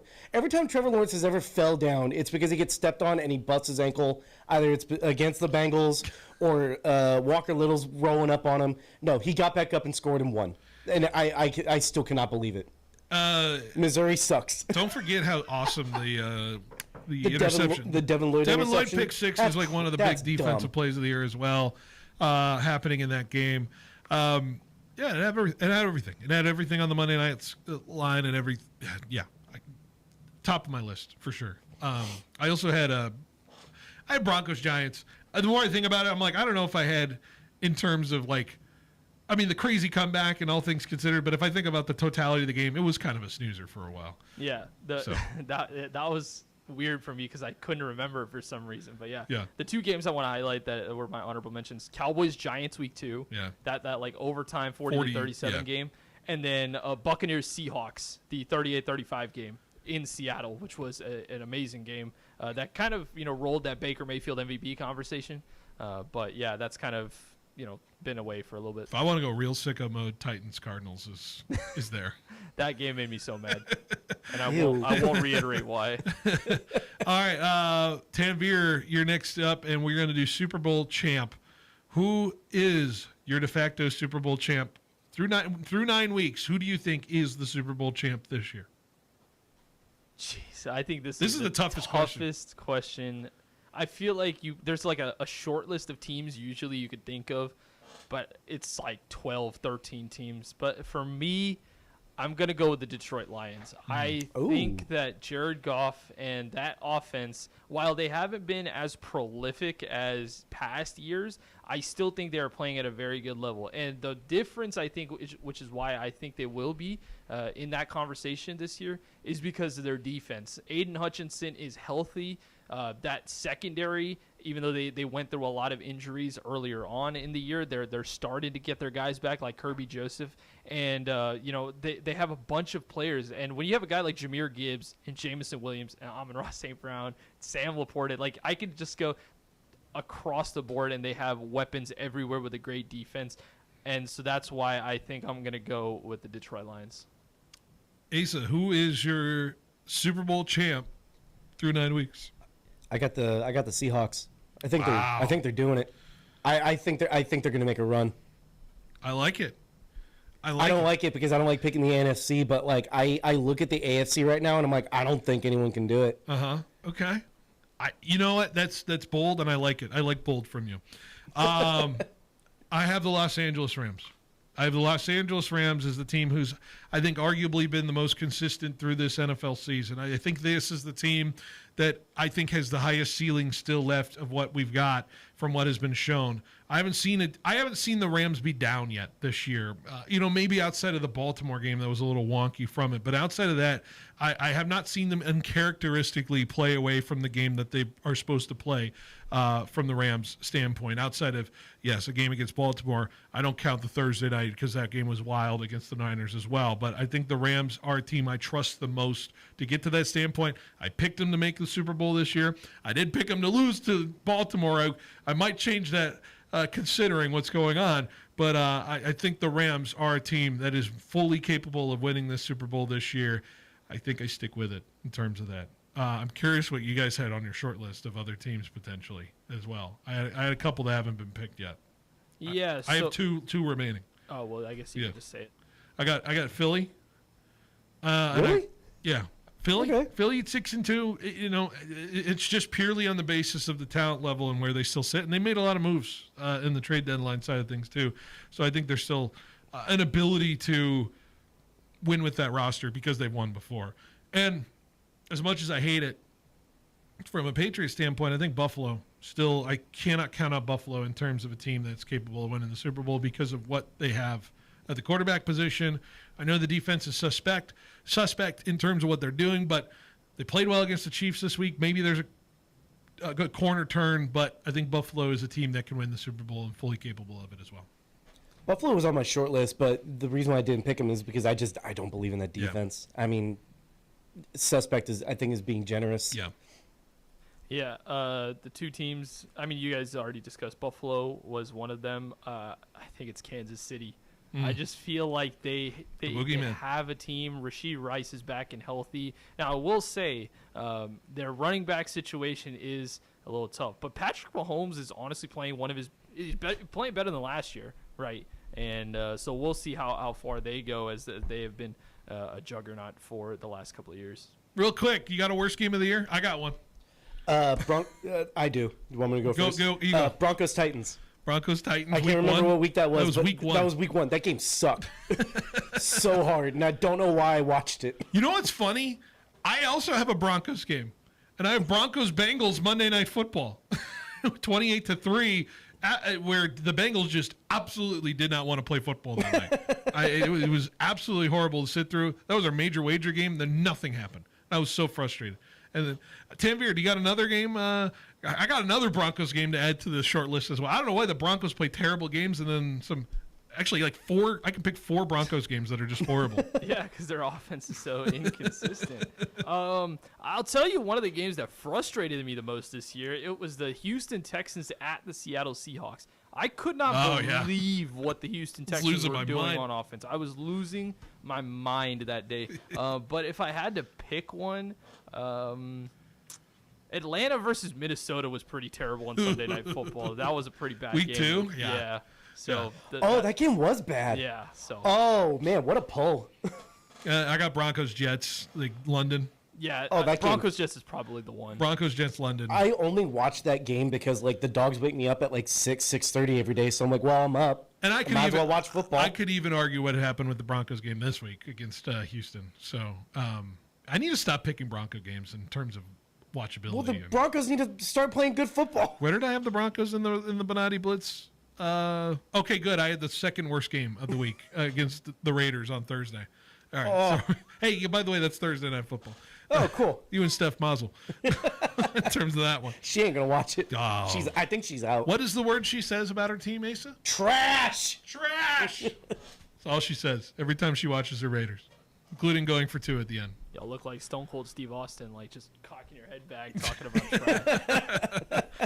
All right, let's take a break. Let's close the show next here on 1430 ESPN Fresno, the Valley's local sports leader. This fall, Fresno City College Athletics is bringing the energy. Come support your Rams on the field and on the court. Don't miss the intensity of women's soccer, men's soccer, and the fast-paced action of women's volleyball. Want to know when the Rams play next? Check out the full schedules at fccrams.com or visit the campus events calendar at fresnocitycollege.edu/events. Be part of the tradition. Be part of pride. Fresno City College Athletics, where champions compete and fans bring the energy. Strong company culture doesn't happen by accident. It starts with well-trained managers who know how to lead with purpose. The Sandler Management Accelerated Program is a 10-week course that gives your leaders a clear roadmap to management success. They'll learn how to manage, develop, and retain your most valuable resource, your people. The next cohort starts Thursday, November 13th, so be sure to learn more at kcurtin.sandler.com. That's kcurtin.sandler.com. For over 60 years, we at DeBudo Defendus Insurance, a multi-generational and family-owned company, have proudly provided high-quality risk management and insurance solutions to local businesses. Thanks to the incredible work and personal touch our insurance professionals provide our clients, DeBudo Defendus has been named Central Valley's best property and casualty insurance company for 9 years running. Visit dibu.com and get the business insurance you need today. License number 0E02096. Fall is here, and it's time to get moving at Valley Athletics. Phil Benotti from Behind the Bench telling you about new programs coming up. Starting soon, you can sign up for monthly memberships for K through 8th graders, working on volleyball, basketball, and strength and agility. It's as little as $15 per class. Speaking of sign-ups, the great facilities there are always available for rentals, including birthday parties. So take advantage of that today, especially as we get to those colder months. You can find all the sign-up information on the website, valleyathletics.co. Valley Athletics, developing the athlete in everyone. One of the most important keys to success is teamwork. Just like the Bulldogs football team, Fresno Rack has assembled a team of their own. An industry leader in warehouse pallet racking and industrial warehouse shelving, Fresno Rack is truly your full-service one-stop shop. In-house CAD permit department, in-house installation crews, and of course Fresno Rack's sales team is second to none. Whether you're looking to just fine-tune your warehouse and make it more efficient, or you're building a new warehouse and need a turnkey from start to finish, Fresno Rack is here to help. Call, click, or visit Fresno Rack today. Fresno, get ready for the flavor you didn't know you were missing. Chopped Cheese Bodega on the northwest corner of Blackstone and Bullard in Fresno, next to the 7-Eleven, is now open and serving up the East Coast classic right here in the Central Valley. From loaded chopped cheese sandwiches to crispy fries and house-made sauces, this is not your average deli. Follow at Chopped Cheese Fresno on Instagram to see the full menu. Real meat, real cheese, real good. Chopped Cheese, Bullard and Blackstone in Fresno. It's football season, and your headquarters for game day gear is at the Sports Station. Check out their new location next to Women's Macy's inside Fashion Fair Mall. From official NFL jerseys, hats, and accessories for the 49ers, Cowboys, Raiders, and Rams to Fresno State apparel that shows your hometown pride, the Sports Station has it all. Whether you're cheering on the pros or repping the dogs, get the licensed merchandise you need to look game ready. Gear up now at the Sports Station next to Women's Macy's inside Fashion Fair Mall. Citrus season is here, and once again, growers are choosing orange over blue because Kubota means less downtime, easier controls, and better value through the long harvest stretch. When you're racing weather, labor, and time, uptime matters, and Kubota delivers. So, turn to Pioneer Equipment, your authorized Kubota dealer, for the tractors and service they depend on. With Fresno and Reedley locations, Pioneer Equipment, your authorized Kubota dealer, is ready for you this season. Visit Pioneer Equipment, your authorized Kubota dealer, today. Online at pioneerequipmentca.com.